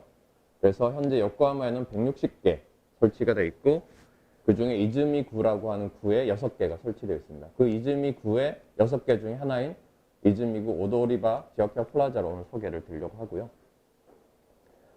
이 케어플라자 역할이라고 하는 것은 말씀드렸지만 지역포괄지원센터의 기능을 이제 기본적으로 하면서 동시에 이 지역활동 교류라고 하는 개념을 집어넣습니다. 아까도 이제 김연아 교수가 얘기하셨지만 그 사실은 이제 지역에 살고 있는 주민들이 보다 더 건강하고 그래서 입원을 할 수 있는 어떤 그런 것들을 좀 더 지원하게 할 수 있는 어떤 것들이 무엇이 더 필요할까라고 봤을 때, 그러니까 제가 이제 그 박사를 했던 이제 동경도립대학에서 사실은 이 한 커뮤니티를 몇십 년간 계속 이 노인의 건강이나 장수 이거 관련되어서 연구를 한 연구실이 있는데요. 거기에서 이 어르신의 건강이나 장수와 관련된 가장 중요한 포인트가 뭘까라고 찾아봤더니 물론 많이 있죠. 요소들이 많이 있는데 그중에 첫 번째가 뭐였냐면 바로 내가 커뮤니티를 몇 개를 가지고 있느냐라고 하는 것이 어르신 건강과 제일 이제 밀접한 관계가 있다라는 걸 수십 년의 임상 연구 끝에서 계속 밝혀내고 있는 사실인데요. 그러니까 그런 부분에서 이 요코하마는 지역활동 교류라고 하는 것을 중심으로 놓고 있습니다. 그래서 이런 지역활동 교류를 하기 위한 지역교류 코디네이터라고 하는 직책을 두고 있고요. 이건 이제 다른 지역에서는 찾아보기 어려운 거예요. 근데 지역 교류 코디네이터는 말 그대로 하는 일이 사무실에 가만히 앉아 있는 것이 아니라 센터에 가만히 앉아 있는 것이 아니라 동네를 매일매일 도는 게 이 사람의 역할입니다. 그래서 특히 제가 오도리바 지역을 소개해드린 이유가 이 지역 교류 코디네이터가 상당히 열심히 잘하고 있는 곳이고 실제로 이 지역 교류 코디네이터가 이후에 소장으로 진급까지 할 정도로 이 지역 교류를 열심히 하고 있는 지역입니다. 그래서 요코하마 케어플라자 이즈미구에서 하고 있는 기본적인 것을 말씀드렸지만 지역활동 교류 사업이라고 하는 것과 지역포괄지원센터가 기본적으로 하는 개호 예방 플랜이라고 하는 이 두 가지 사업을 하고 있다라는 것이고요. 그래서 지역활동 교류 사업은 말씀드렸지만 지역 코디네이터라는 선임 스텝이 매일매일 이제 지역을 돌면서 이제 볼런티어 조직을 이제 연결한다거나 내지는 어르신들이 내지는 아이들과 어르신들이 같이 연결되어서 뭔가 지역사회에서 계속 관계 맺게 하게 하는 그런 역할들을 촉진하는 촉진자 역할들을 하고 있습니다. 네. 그래서 이 정도로 기본적인 어떤 일본의 정책들은 조금 이 정도로 이해를 하고요. 왜냐하면 이제 한국의 커뮤니티 케어나 내지는 서울 SOS 돌봄이나 이런 것들을 오히려 좀 더 명확하게 여러분들이 보시는 게 도움이 될 거고 앞에 김연아 교수가 워낙 잘 설명을 해주셔서 이 부분을 넘어가도록 하겠습니다. 실제로 현장에서 어떤 식으로 적용을 해볼 건가라고 하는 사례 부분으로 좀 들어가려고 하는데요. 그 일본의 주민참여 사례라고 소개를 드렸는데 저는 이제 일본에서 이제 사회적 경제 영역이 어떤 식으로 지역사회 돌봄을 좀 설계하고 실제로 현장에서 적용하고 있는지를 좀 들여다보려고 합니다. 복지클럽 생협이라고 하는 조직입니다. 예. 우리가 생협 조직 워낙 잘 아시죠? 사회적 경제 영역에서 되게 중요한 비중을 차지하고 있는 곳인데 생협은 우리가 보통 여러분들 생각하실 때 떠올리는 게 뭐예요? 주로는 안전한 먹거리, 그죠? 근데 원래 의미의 생협이라고 하는 개념은 뭡니까? 생활을 협동하자는 거잖아요. 그러니까 생활이라고 하는 것은 먹거리만 있는 게 사실 아니잖아요. 근데 사실은 생협하면 안전한 먹거리 외에는 사실 잘 떠올리지 않는단 말이에요. 근데 생활을 내가 협동하려면 사실은 되게 중요한 비중 중에 하나가 바로 돌봄이죠. 아이 돌봄부터 시작해서 어르신 돌봄까지. 네. 이 돌봄의 영역을 같이 협동하자라고 하는 의미에서 복지클럽 생협이 만들어졌고요. 이 복지클럽 생협이 만들어진 이유에 대해서 조금 설명을 드리겠습니다. 한국과 똑같이 일본 역시도 초고령화 사회로 이제 일본은 이미 초고령화 사회죠. 그리고 사실 한국 사회가 훨씬 일본 사회를 이제 앞질러 갈 거다라고 이제 이미 예상되고 있고, 네. 그 다음에 또 하나가 중요한 것이 바로 1인 가족들이 늘고 있다. 사실은 이건 한국도 마찬가지죠. 그러니까 서울 같은 경우에도 지금 세 집, 네 집마다 한 집이 다 1인 세대라고 할 정도로 그만큼 되게 심각한 문제인데 1인 세대이다 보니까 더더욱이나 이 돌봄 문제는 더 심각해질 수밖에 없습니다. 가족이 있으면 그래도 상호 돌봄이라도 할 수 있지만 홀로 가족이 사실은 이런 돌봄을 하긴 쉽지 않잖아요. 그러니까 더더욱이나 저는 돌봄의 사회화라고 하는 것은 더 필요해지는 것 같습니다. 이런 부분에서 이런 위기감을 가지는 조합원들이 모여서 논의를 합니다. 그리고 기존에 아무리 정부에서 잘 설계해서 사실은 돌봄이나 복지 서비스를 제공한다 하더라도 사실 그게 나한테 와닿는 복지나 돌봄은 사실 아니거든요. 아무래도 공백이 많이 생길 수밖에 없고 나한테 딱 맞는 그런 것들은 사실 생기기 어려워요. 정부 정책상. 그래서 이것들을 내 몸에 맞는 그런 어떤 것으로 좀 만들고자 하는 욕구. 그리고 또 하나는 내가 나이를 먹어서 결국엔 지금 한국도 마찬가지 아까 김연아 교수도 얘기하셨지만 사실 우리가 왜 시설로 가느냐라고 하면 돌봐줄 사람이 없어서 시설로 가는 사람들이 많다는 거죠. 그러니까 근데 난 시설로 가긴 싫은 사람들이 대부분일 거라는 거예요. 오히려. 그러니까 시설에 있는 사람을 지역사회로 데리고 와야 사회적 비용이 준다라고 하는 정책적 목표도 있지만 내 개인의 입장에서 보더라도 시설로 가기는 별로 좋아하는 사람은 별로 없을 거라는 거예요. 결국 내가 익숙한 공간에서 내가 살고 싶다라고 하는 기본적 욕구가 분명히 사람들한테 있을 거라는 거죠. 그러니까 그런 측면도 우리가 살펴보자라는 겁니다. 그러니까 그런 측면에서 그럼 내가 어떻게 시설로 가지 않을 수 있을까라고 하면 결국엔 지역사회의 그런 어떤 복지 서비스나 돌봄의 여건이 환경이 좋아야만 가능한 거겠죠. 그래서 그거를 근데 정부에게 우리가 다 의탁해서 그걸 의존할 수는 없으니 우리가 스스로 먼저 만들자라고 하는 게 이야기가 나왔습니다. 그래서 이들이 내세운 비전은 고령이 되어서도 장애가 있어도 생활이 익숙한 지역에서 안심하고 살고 싶다. 그러니까 늙고 죽을 때까지 나는 내가 살던 지역에 살고 싶다는 거예요. 그러니까 그러려면은 결국 재택복지 지원 시스템 만들기를 실시해서 다양한 형태의 상부상조 서비스를 확대해 가고자 한다라는 거고요. 그래서 기본적인 이제 축은 참여형 복지라는 것과 워커즈 컬렉티브라고 하는 노동자 협동조합, 그 다음에 비영리와 협동이라고 하는 이 세 가지를 잘 믹싱해서 이거를 완성하겠다라는 것이고요. 기본적으로 이들이 이제 설계하는 것은 뭐냐면 이제 복지클럽 생협이 세 가지 축을 만들었어요. 기본적으로 생협이니까 택배에 의한 공동구매를 하겠죠. 그러니까 우리가 생협 조합원들이 주로 매장에서 이제 어떤 이 물건을 사거나 내지는 택배를 이용해서 집에 주문을 받잖아요. 근데 아무래도 매장을 운영하려면 매장 운영 비용이 엄청나게 많이 들어요. 그래서 매장에 운영을 하지 않고 만약에 택배로만 만약에 우리 이 생협이 운영될 수 있으면 그 비용만큼 사실은 조합원들에게 되돌릴 수 있는 여지들이 많잖아요. 그래서 이 복지클럽 생협은 매장을 운영을 하지는 않습니다. 그리고 그렇게 택배로 인해서 공동구매를 하고요. 그러면 이 택배로 인한 공동구매를 통해서 수익이 발생되잖아요. 이 발생된 수익을 가지고 어디에 쓰냐면 시설 네트워크에 투자를 합니다. 그러니까 사실은 우리는 이거를 행정이나 정부에다가 요구합니다. 이런 걸 만들어 달라고. 근데 이들은 자기네들이 직접 필요한 걸 만들어요. 네. 그러니까 예를 들어서 내가 동네에서 주간보호를 받고 싶어요. 네. 그룹홈이 있으면 좋겠어요.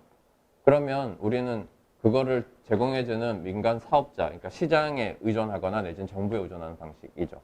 근데 이들은 자기들이 스스로 만듭니다. 네. 그래서 여기 택배에 의한 공동구매를 통해서 벌어들인 수익금을 여기에다가 투자를 하죠. 그러면 여기에 투자되어서 만들어진 시설은 결국엔 개호보험이나 우리가 지금 노인장기요양보험에 의해서 시설 운영이 가능해져요. 그럼 시설 운영을 해서 여기서 당연히 또 수익금이 조금씩 나오겠죠? 나온 수익금을 다시 갚아요. 네. 그러면 여기에 또 돈이 쌓이죠. 그러면 또 무슨 어느 동작구의 어느 동에 우리가 필요로 하는 어떤 시설을 좀 만들었으면 좋겠어. 그러면 또 투자를 하죠. 그럼 또 만들고 이런 식으로 대갚아가고 이런 방식으로 우리의 필요한 시설들을 계속해서 완성해가는 방식이고요. 그걸 통해서 지역사회의 다양한 이제 건강이나 의료와 관련된 기관들과 네트워킹을 하는 방식으로 해서 내가 필요로 하는 지역의 최적 복지를 만들어 가고자 하는 것이 바로 복지클럽 생협이 만들어낸 그런 개념입니다. 자, 여기서 이제 커뮤니티 옵티멈이라고 하는 지역 최적 복지 개념이 나오는데요. 이 지역 최적 복지 개념은 뭐냐면 말씀드렸지만 사실은 대부분의 국가들이 하는 복지 시스템은 뭐냐면 기본적으로 최소복지 개념입니다. 일부 북유럽의 국가 모델을 제외하고는 대부분의 국가는 최소한의 복지 모델을 쓰고 있어요.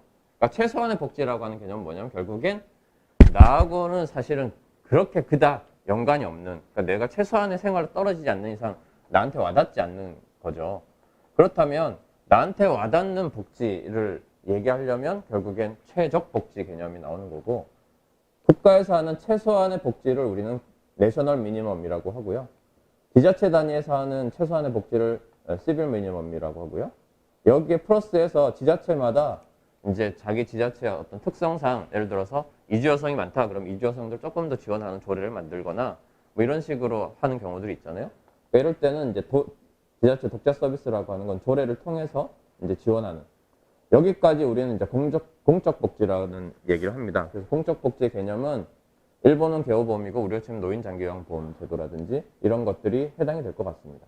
근데 이것이 그닥 저한테, 우리한테 직접 와닿는 건 사실 아니에요. 그죠? 내가 그 해당자가 되지 않는 이상은. 근데 내가 일상적으로 그 해당에 대한 어떤 민감하게 어떤 걸 받으려면 결국엔 나한테 적합한 서비스로 와닿아야 되는 거잖아요. 그러니까 예를 들어서 이런 거예요. 내가 노인 장기요양보험의 대상자인데, 그러면 이제 기본 수가가 정해지고 내가 등급이 판정이 되면은 거기에 내가 쓸 수 있는 어떤 서비스 항목이나 이제 수가가 정해집니다. 그러면 거기에 따라서 우리 집으로 이제 그런 헬퍼나 이런 분들이 오셔서 이제 요양보호사 같은 분이 오셔서 이제 청소를 해주거나 빨래를 해주거나 한단 말이에요. 근데 그분이 오셨을 때 예를 들어서 제가 허리가 굽어서 형광등을 갈아야 되는데 못 갈아요. 그럼 그분이 오셨을 때 사실 형광등을 갈아주면 좋잖아요. 근데 이게 만약에 서비스 항목에 들어가 있지 않으면 해줄 수가 없는 거예요. 그럼 내가 또 사설로 다시 불러야 돼요. 내 입장에서는 왔을 때 한 번 해주면 좋잖아요. 그러니까 그럴 수 있게끔 그러면 어떻게 그걸 메꿔줄 수 있을까라고 하는 것들이 결국엔 나한테 와닿는 서비스라는 거죠. 그러니까 이런 것처럼 내가 일상에 필요한 다양한 서비스들이 있을 수 있는데 그런 틈새들을 메꿔주는 건 사실 정부 정책상 그 모든 것들을 다 메꿔줄 수는 없어요. 아까도 김연아 교수가 얘기하셨지만 그런 서비스 항목들은 결국엔 지역의 상황에 맞게끔 자율적으로 해 나갈 수밖에 없는 상황들이고, 근데 그걸 누가 할 거냐라고 하는 부분에서 결국엔 우리가 하자라고 만든 거예요. 그래서 여기에 나한테 와닿는 그러한 서비스의 양과 종류를 늘리는 방식은 결국엔 지역의 다양한 어떤 사회적 경제 영역들이 이걸 담당하는 방식으로, 그러니까 복지클럽 생협이 중심이 돼서 다양한 영역들을 만들어낸 거고요. 그런 부분에서 다양한 워커스 컬렉티브라고 하는 이제 협동조합들이 탄생을 하게 되었고, 전부 17개 업종이 지금 활동을 하고 있습니다. 계속 늘어나고 있는 상황이고요. 뭐 되게 간단한 거예요. 그러니까 그 내가 조금 거동이 불편한데 그래도 나 혼자 집에 이제 있으니까 어떻게든 이제 같이 나와서 뭐 산책을 같이 해준다거나 뭐 이런 서비스를 제공하는 협동조합이 있을 수도 있고, 내지는 내가 이제 약간 치매기가 있어서 내 재산을 관리하기 어려워. 이제 한국도 이제 그런 부분에서 사회적 후견인 제도 이런 것들을 도입하고 있는데, 사실은 내가 믿을 만한 사람에게 이런 후견인을 맡기고 싶잖아요. 그러니까 그런 부분에서 지역사회에 이제 이런 협동조합이 지역 후견인 제도 이런 협동조합을 만들어가지고 그들이 관리하게끔 이렇게 해준다든지, 그런 식으로 지역사회에 필요한 서비스들을 자기 스스로 만들고 그걸 서로 소비하는 방식으로 이렇게 가는 방식, 이것이 이제 복지클럽 생협이 추구하고 있는 것이고요. 이런 식으로 하면서 다양한 이제 공제라든지 그리고 이런 서비스를 제공해주는 인력들이 계속 지역사회에서 나와야 되는데 그런 것들이 또 만만치 않은 거예요. 그러니까 그러다 보니까 이제 이들이 이제 어떤 것들을 하고 있냐면, 이 아이를 돌보는 엄마들 같은 경우에는 사실은 경단녀가 되기 쉽잖아요. 경단절 여성이 되기 쉬운데, 이분들은 사실은 일을 하고 싶어도 일을 할 수 있는 시간이 되게 짧거나 내지는 매일매일 근무할 수 있는 여건이 아니잖아요. 약간 탄력적으로 이제 해야 되는데, 이런 것들을 또 하나는 이제 아이를 돌보는 속에서 이제 해야 되니까 이것들 같이 좀 해결해 보자라고 해서 보육 지원을 이제 해주는 거예요. 그러니까 이 아이를 가진 엄마들한테 보육 지원 공제 제도를 도입을 해가지고 이 엄마들이 자기 아이를 이제 이 복지클럽 생협 운영하는 어린이집에다가 맡기면 그만큼 보육료를 감면해 주는 거죠. 그러면 거기에 대한 경제적 비용이 줄면서, 그러니까 내가 좀 덜 수입이 생기더라도 이 지역사회에 활동을 할 수 있는 거잖아요. 이런 식으로 해서 다양한 이제 공제제도를 이용해서 이러한 보육지원 공제제도를 통해서 이제 엄마들의 일자리도 같이 지역사회에서 만들고, 이제 그리고 이제 어르신들이 돌아가시면 이제 장례사 사업. 사실 우리도 무슨 상조 막 TV에서 막 선전하지만 사실 못 믿잖아요. 그죠? 사실 그리고 또 막 파산 나가지고 막 그런 데들도 꽤 많이 있고. 이런 것들 지역사회 안에서 이제 이런 것들을 같이 만들어가는 어떤 그런 구조들을 짜고 있는 거죠. 네. 그래서 이제 특히 이제 이들이 하는 중요한 것 중에 뭐냐면 지역의 포인터 제도라는 걸 두고 있습니다. 이 포인터에 참여하시는 분들 역시도 주로는 아이를 둔 엄마들이 많은데요. 이 포인터가 하는 역할은 뭐냐면 이 포인터가 하는 역할은 뭐냐면 이제 이런 거예요.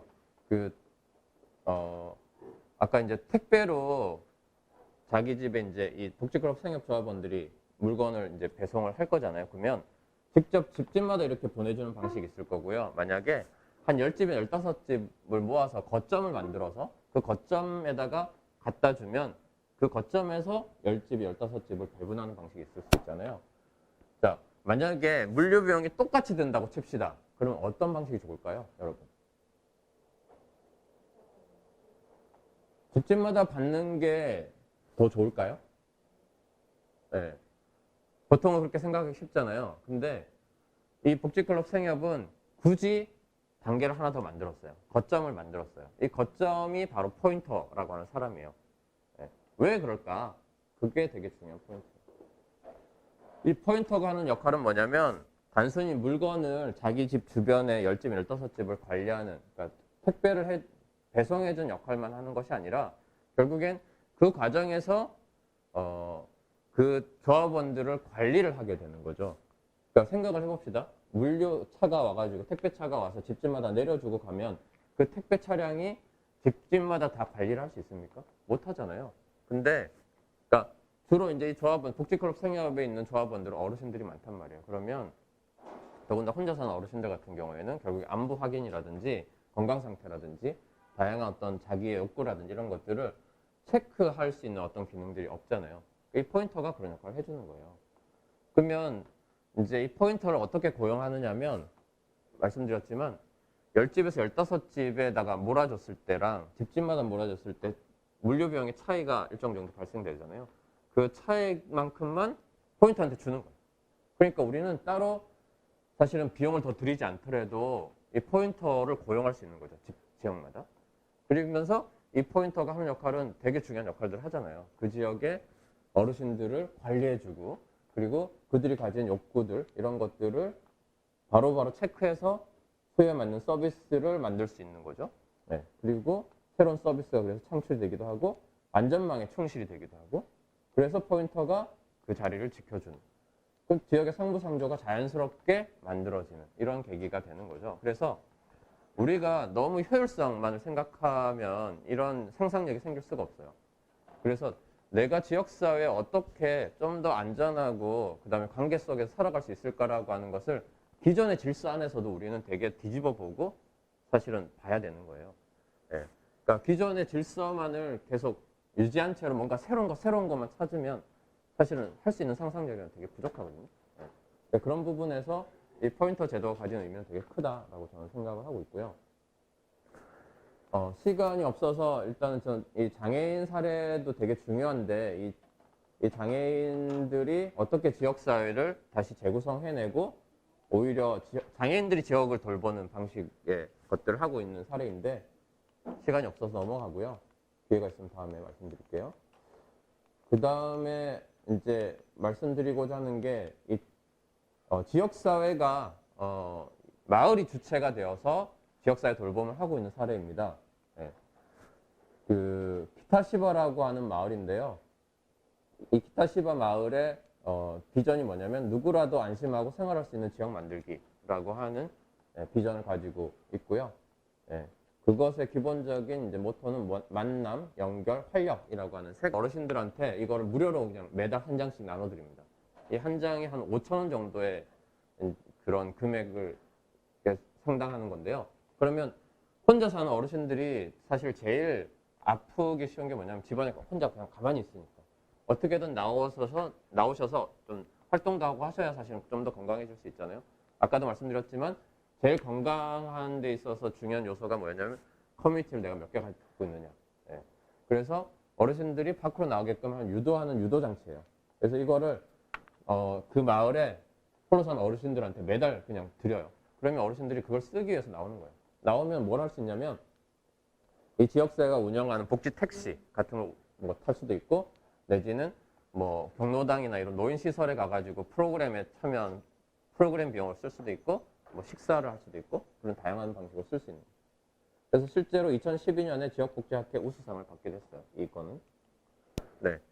뭐 그런 식으로 해서 지역사회 다양한 돌봄들을 만들어 가는데, 이들이 생각하는 어르신 돌봄의 가장 큰 복지는 뭐냐면 결국 지역사회 어르신들의 일자리를 만드는 것이 제일 큰 복지다, 이렇게 생각을 하고 있어요. 그래서 다양한 어떤 볼런티어 그룹이라든지 도우미 부대라든지 마카상 모임이라고 하는 이런 모임을 만들었는데, 마카상 모임은 일본말로 나한테 다 맡기셔, 마카시테라고 하는 뜻이에요. 그러니까 어르신들이 나한테 다 맡기면 내가 다 해줄게 라고 하는 모임을 만들었고, 주로 하는 것들은 뭐냐면 우리 그 어르신들 왜 치료 사업 이렇게 막 시키잖아요.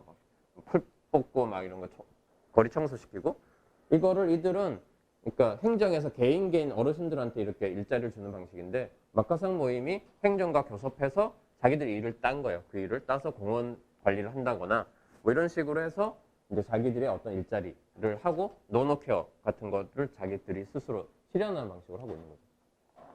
네. 그리고 이제 또 다양한 이제 이런 문화 행사라든지 뭐 교육 행사 이런 것들이 있는데요. 지금 시간 관계상 부족해서. 근데 어쨌든 이 키타시바 안에 다양한 이제 이런 거점 공간들이 있고요. 이 거점 공간들을 서로 네트워킹하는 방식으로 해가지고 지역의 돌봄들을 만들어 가고 있고요. 예를 들어서 행정과의 관계 역시도 마찬가지인데, 행정과 연계해서 새로운 복지 시책을 이제 시행합니다. 우리가 행정과 사실은 제일 하기 힘든 게 뭐냐면, 행정들이 칸막 행정 때문에 어떤 사업은 이 부서랑 해야 되고 어떤 사업은 이 부서랑 해야 되고, 나는 한 몸인데 사실은 나는 다양한 부처랑 사실은 관계가 있는 거잖아요. 나의 부분에 있어서.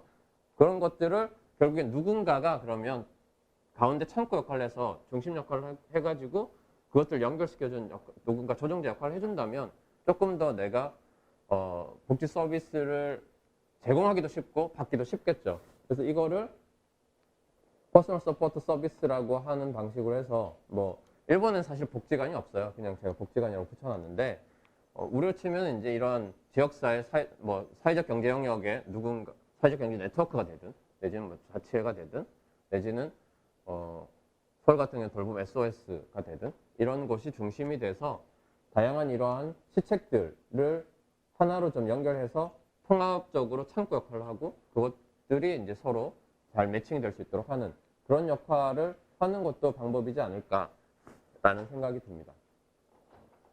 또한 이제 이 지역사회 일자리라고 하는 것은 사실은 막 정규직의 엄청난 뭐 그런 일자리가 아니라 말 그대로 일거리 내지는 일자리의 방법도 있을 텐데, 여기에는 이제 그 지역사회에는 말 그대로 소일거리나 내지는 그런 파트타임의 일들을 원하는 사람들이 사실은 되게 많을 수 있어요.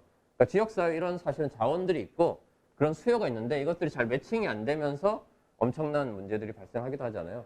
그래서 키타시바에서는 무상 볼런티어 영역, 유상 볼런티어 영역, 긴급 고용, 알바, 파트타임 영역, 상근, 이런 영역으로 나눠서 지역사회에 어떤 일들이 있는지를 전부 다 조사를 해서 이걸 한눈에 보이게끔 만들어 놓고, 이걸 필요로 하는 사람들과 매칭시키는 방식으로 해서, 사실은 이건 역시도 저는 되게 중요한 돌봄이라고 생각하거든요. 이런 방식으로 해서 지역사회에 다양한 일자리 내지는 그런 돌봄들이 일어나는 방식으로 진행을 하고 있다는 거죠.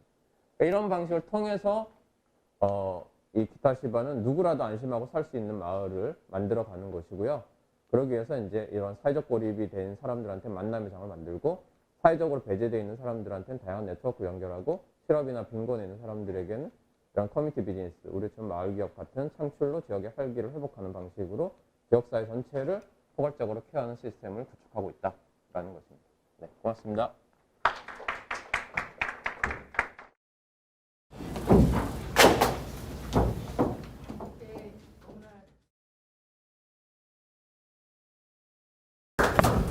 예, 지금 1시간 한 35분째 쉼없이 달려오고 계신데요.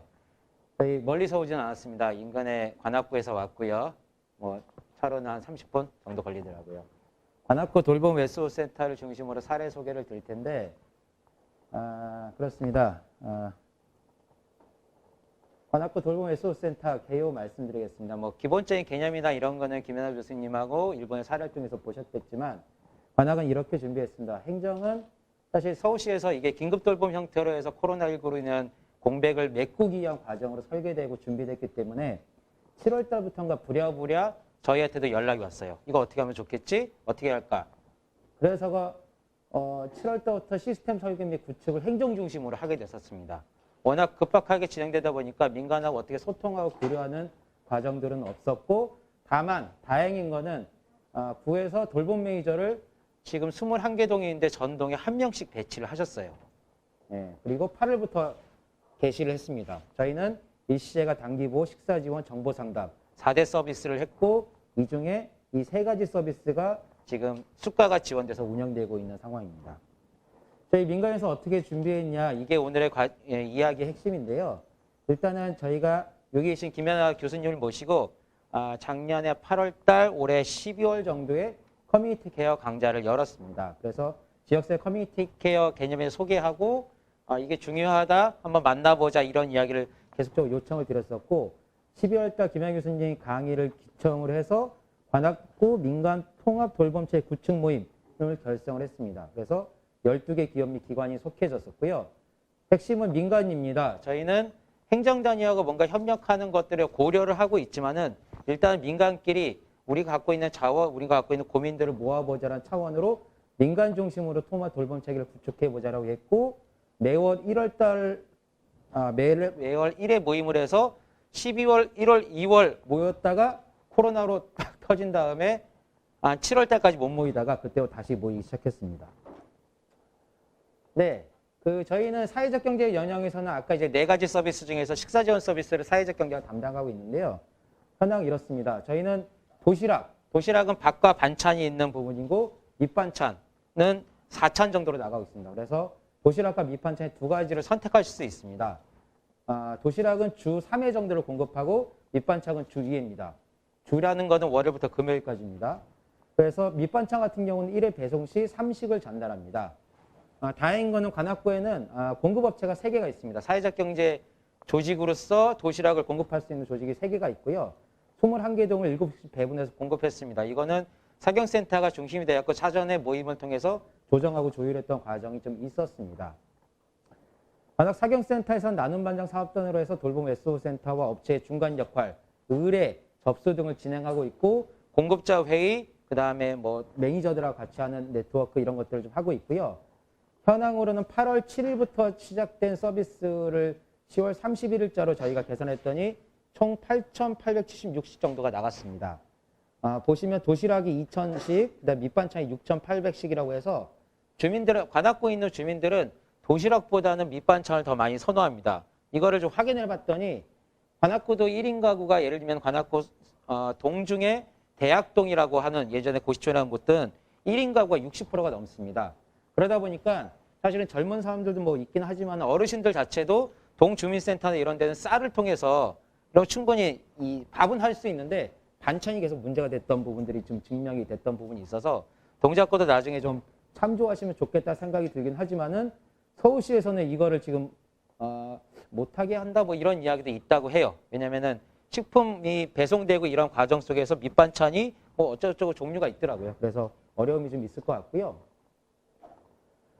그렇습니다. 돌봄 네트워크, 아까 이제 12개 기관과 기업이 모였다고 하는데 어떻게 구성됐을까 뭐 말씀을 드리겠습니다. 저희가 어쨌든 커뮤니티 케어라는 거를 적극적으로 지역에서 받았었고, 그 과정 속에서 지역사회 중심으로 뭔가 돌봄이 이루어져야 한다는 고민을 하고 있는 단위들이 있었고, 새롭게 모았습니다. 그래서 사경센터가 어쨌든 주체가 됐었습니다. 근데 사경센터는 커뮤니티 케어를 어쨌든 새로운 시장으로 봤던 측면이 있습니다. 그래서 신규 사업을 확대할 수 있는 영역에 확장을 했었고, 또 한 가지 고민은 사회적 경제 기업을, 지금 관악구에 있는 사회적 경제 기업, 특히 돌봄을 하는 기업 중에서 서비스만을 공급하는 기업들이 많이 있었습니다. 사실 기업들이 갖고 있는 속성상 그럴 수밖에 없긴 하지만은 협동조합의 뭐 제7원칙에 있듯이 사회적 경제 조직은 지역사회 기업 또는 개입을 하셔야 됩니다. 그래서 그런 것들을 할 수 있는 계기로 커뮤니티 케어를 인식을 해서 센터에서 주도적으로 사람들과 기업들을 모았던 과정이 있었고요. 이것들을 인식하고 합의하는 과정 속에서 지역사회 복지관, 관련 기업 등의 제안서 발송하고 만나고 이야기 나누는 과정이 있었습니다. 그리고 이런 것들을 모임을 구성했고 커뮤니티 케어 관련된 교육도 했고 기관들이 모여서 목적에 대한 합의하고 계획 수립 워크숍을 통해서 2020년도 사업계획을 좀 수립했던 과정이 있었고 지금은 실행하고 있는 단계입니다. 원래 모임 계속적으로 진행하고 있고요. 지금으로는 관악구 21개동 중에서 저소득층이 모여 살고 있는 세계동을 거점으로 삼아서 회원기관들, 저희는 이제 돌봄 내 회원기관들이 갖고 있는 복지자원들이나 기업들이 내놓을 수 있는 자원들, 그 다음에 행정의 자원들 연계해서 서비스를 제공하고 있고 이따 말씀드릴 돌봄, 시범, 배송 이런 것들을 하고 있습니다. 성찰하기 이제 12월 달에 할 예정이고요. 저희는 돌봄 넷이 조직되는 과정 속에서 핵심으로는 일단은 조직을 할 수 있는 주체가 있어야 된다라는 생각이 듣고 이게 이제 사회적 경제 중간 지원 조직이었습니다. 근데 다만 다행히 올해 말고 내년에 넘어가면서 지역사회 당사자 복지 운동을 하고 있는 관악사회 복지나 아니면은 관악정당 우리복지 사회협동조합 이런 주체들이 있기 때문에 사경이 만들었었던 초기에 역할을 했었던 부분들이 그쪽에 돌봄을 중심으로 하는 조직들한테 좀 넘어갈 수 있도록 준비 중에 있고 커뮤니티 케어가 작동이 됐었고요. 사경이 중간 지원 조직으로서 역할을 하고 있다 부분이 있는데 왜냐면 아까 이 얘기에 있어서 사경기업이 지역사회 서비스 중심으로 접근할 게 아니라 지역사회 개입을 통해서 지역사회 돌봄 문화를 확산시키는 역할로서 하려면 사경 중간 지원 조직이 계속적으로 개입하고 역할을 해야 된다라고 생각을 하고 있습니다. 이 말씀을 왜 드리냐면은 저희가 이렇게 시작은 했지만은 하다 보니까 일이 엄청 커졌어요. 일이 커져갖고 사회적 경제 중간 지원 조직 이것까지 해야 되나? 라는 생각을 계속 들고는 있지만은 하고는 있습니다. 언제까지? 넘길 때까지 하고 있는 상황이고요. 돌봄 내 활동은 이렇습니다. 관악구 민간통합 돌봄 네트워크라서 일반 돌봄 내 회원기관은 총 15개입니다. 사경기업이 9개고요. 복지기관 및 시민사회가 6개입니다. 재밌는 거는 사경기업은 도시락 3개, 인테리어 1개, 돌봄기업 2개, 지역자활센터 2개, 의사협 1개. 복지는 정신장애를 관련된 정신장애 센터가 있습니다. 그리고 민간 단체 중에서 관악사회복지라는 단체, 주민 모임, 그래서 당사자 모임으로서 어르신 모임들, 나눔 주민생활조합이라 공제조합이 있습니다. 주민 모임 2개, 그 다음에 돌봄 네트워크라서 돌봄 네트워크 활동을 하는 단위, 그 다음에 특이하게는 지역의 늘품약국이라고 해서 늘품약사회라는 건강한 약사들이 모여온 조직이 관악구에 하나를 개설하셨어요. 그래서 지역약국 1개가 좀 개입을 하셨습니다. 고상의 병 아까 말씀드렸지만 센터는 이렇게 2가지 고민을 갖고 있는 상황이고요. 이건 커뮤니티 케어 개념이기도 하지만은 일단 이렇게 15개가 모였더니 이런 고민들이 계속 있더라고요. 근데 저희가 특히 커뮤니티 케어가 어쨌든 정부 사업으로 구축이 되고 돌봄 SOS센터 서비스가 진행이 되면서 외형적 인프라에서는 주민들이 이용할 수 있는 서비스나 이런 건 굉장히 넓어지고 좋아졌습니다. 그리고 피부적으로 좀 더 다가오는 것 같습니다. 다만 그 속에서 채우지 못할 게 뭔가 고민했을 때 여전히 관계적 통합 서비스는 부족하다라고 했습니다. 이거는 복지관들이 같은 고민을 했었습니다. 그래서 저희가 생각하는 거는 주민관계를 중심으로 한 기관의 믹션의 확장. 이건 뭐냐면은 지금 15개 기업이 있는데 이 기업들이 서비스만 공급하거나 복지기관들 같은 경우는 자기네 전문적인 복지 서비스만 공급하는 상황이 있었습니다. 근데 이 돌봄 내 활동을 통해서 이 사람들이 또는 이 기업들이 자기네 살고 있는 동 또는 더 작은 단위의 지역 거점으로 개념을 해야 된다. 아까 일본 사례에서는 포인터라고 했죠. 그런 포인터 같은 역할들이 이런 거점들이 할 수 있도록 이 거점들도 기관의 마인드를 변화시키는 과정들로 돌봄 데서는 지향을 하고 있습니다. 올해 같은 경우는 서울시 프로젝트를 활용해서 사업들을 진행하고 있고요. 주요 사업은 이렇습니다. 기관 서비스의 통합정보 구축. 이거를 왜 사업으로 넣어놨냐면은 복지관들하고 얘기를 하다 보니까 어쨌든 지역 주민이 다양한 이슈와 문제를 갖고 있는데 각각의 개별 서비스를 신청하는 어려움들이 있잖아요. 이것들을 해결해 보자고 복지관들 굉장히 고민했는데 여전히 안 되고 있더라고요. 그래서 저희는 협약을 맺어서 좀 위험성이 개인정보에 대한 위험성이 있지만은 신뢰성을 가지고 우리 서비스를 이용하는 주민들한테는 정보를 나누고 주민이 신청하지 않더라도 최초의 서비스를 공급하는 예를 들면 식사 지원 서비스가 나가면은 식사 지원 서비스를 배달하신 분이 그 집안을 살펴봐요. 살펴면은 대충 보면은 청소가 안 됐거나 다른 자원의 서비스가 필요할 수 있잖아요. 그러면 그분이 신청하지 않더라도 연결시킬 수 있는 시스템을 좀 협약을 맺었습니다. 그래서 첫 번째로는 만약에 신청을 하면은 정당 의료복지사회적 협동조에서 진행하는 토닥토닥 건강상담이라는 기본 상담이 나가요. 그리고 그분이 종합적으로 케어해서 이 서비스 신청해 보세요. 동의받고 공급하는 서비스고 저희가 모아봤더니 저희 돌봄 내 회원기관들이 21가지 서비스를 제공할 수 있더라고요. 그래서 하고 있고요. 그래서 마을 단위 민간 주체 거점 발굴 및 역할 부여입니다. 그래서 15개 기관뿐만 아니라 지역사회에서 오랫동안 지역 주민들을 만나고 있는 슈퍼나 아니면 기관들이 있습니다. 이런 분들하고 거점이라는 기관의 역할을 미션을 부여하고 협약을 맺고 이분들이 지역 주민들을 발굴하는 과정들을 살고 있고요. 진행하고 있고요. 민간 주체 조건은 말씀드렸듯이 오래된 관계망 그리고 주민 이용시설, 돌체 회원기관, 구체적으로 주민을 만나는 시설들 중심으로 민간 자원을 모아보자라는 차원입니다. 여기 안에서는 내년 정도에는 아마 확대가 되면은 복지관들도 들어올 거라 예상을 하고 있고요. 돌봄 SO 센터하고는 어떻게 연계되냐면은 대상자를 구체적으로 발굴할 수 있습니다.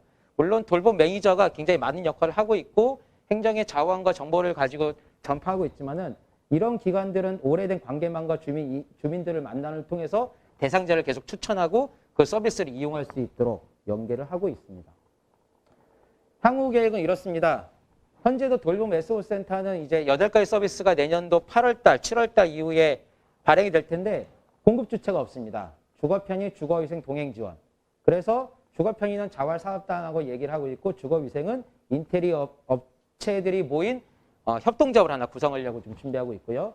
동행지원, 의사협 주민조직이나 대학동의 공동체들하고 얘기를 해서 이런 서비스 공급 주체로 변신하려고 노력을 하고 있습니다. 왜 사회적 경제 조직에서 이것까지 고민하고 있냐면은 이들이 아까 김양희 교수님 때 얘기했듯이 이들은 공급하면서도 지역에 살고 있는 주민들입니다.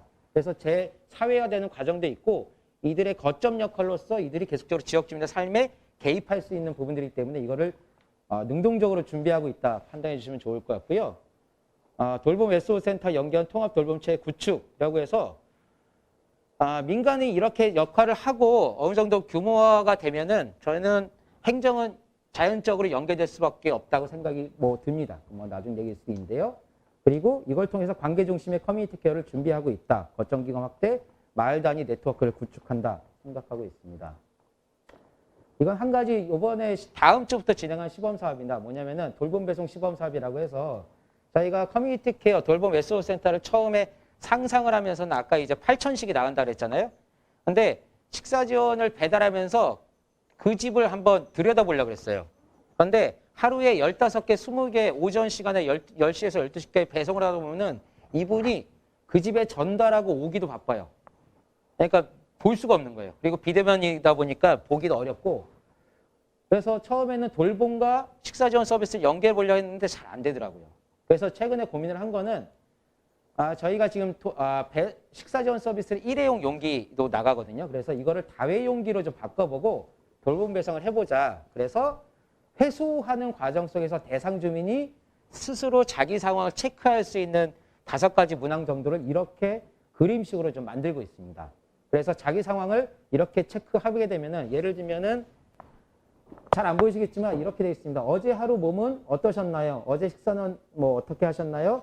어저께 외출을 하셨나요? 이렇게 그림으로 자기 상황들을 스스로 체크해서 회수되는 도시락 용기에 담아서 주시면은 저희 같은 민간 사람들이나 아니면 이런 분들이 그러면 계속적으로 이분들이 1주 동안 나가지 않는다. 2주 동안 나가지 않는다면은 이것들이 뭔가 신호로 체크가 돼 갖고 저희는 이것들을 돌봄 동주민센터 돌봄 매니저 또는 저희 네트워크에 연결시켜주고 방문할 수 있고 이렇게 시스템을 좀 짜보고 있습니다.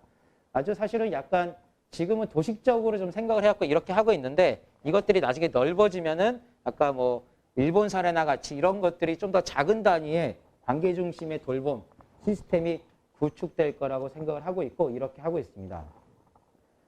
이런 활동들을 12월까지 하고 저희도 아까 이제 성찰을 통해서 내년도 사업을 좀 준비하고 있습니다. 그래서 특히 돌봄 SO 센터라는 게 들어와서 여전히 잘 되고 있지만은 관악구의 민간 자원들조차도 통합이 안 된 상황에서 민간 자원 통합시켜서 이런 관계적인 통합 서비스를 좀 제공을 하는 거고, 지역에 이런 거점들이 굉장히 많아지면은 동은 되게 크고요. 동보다 더 생활권 단위라고 하는, 아까 이제 일본 사례도 30분 이내라고 했는데, 그런 관계의 거점들이 계속 많아지면서 거점 기관들이 중심이 돼서 그 지역 주민들을 만나고, 만나는 주민들은 서비스에 공급받는 주체로서 한정짓는 게 아니라 나중에는 노노케어 같은 서로의 관계적 동료들을 만들어가는 거를 향후에 꿈꾸고 활동하고 있습니다. 되게 좋은 사례를 말씀드려야 되는데 아직까지 저희도 고민하고 우왕좌왕하고 있는 상황이라서 저희도 2021년도에 한 번 더 활동하고 돌려보고 내년도에 동적하고 또 만나서 어떠든지 서로 이야기 나눠보면 좋을 것 같습니다. 긴 시간 고생하셨습니다. 수고하셨습니다.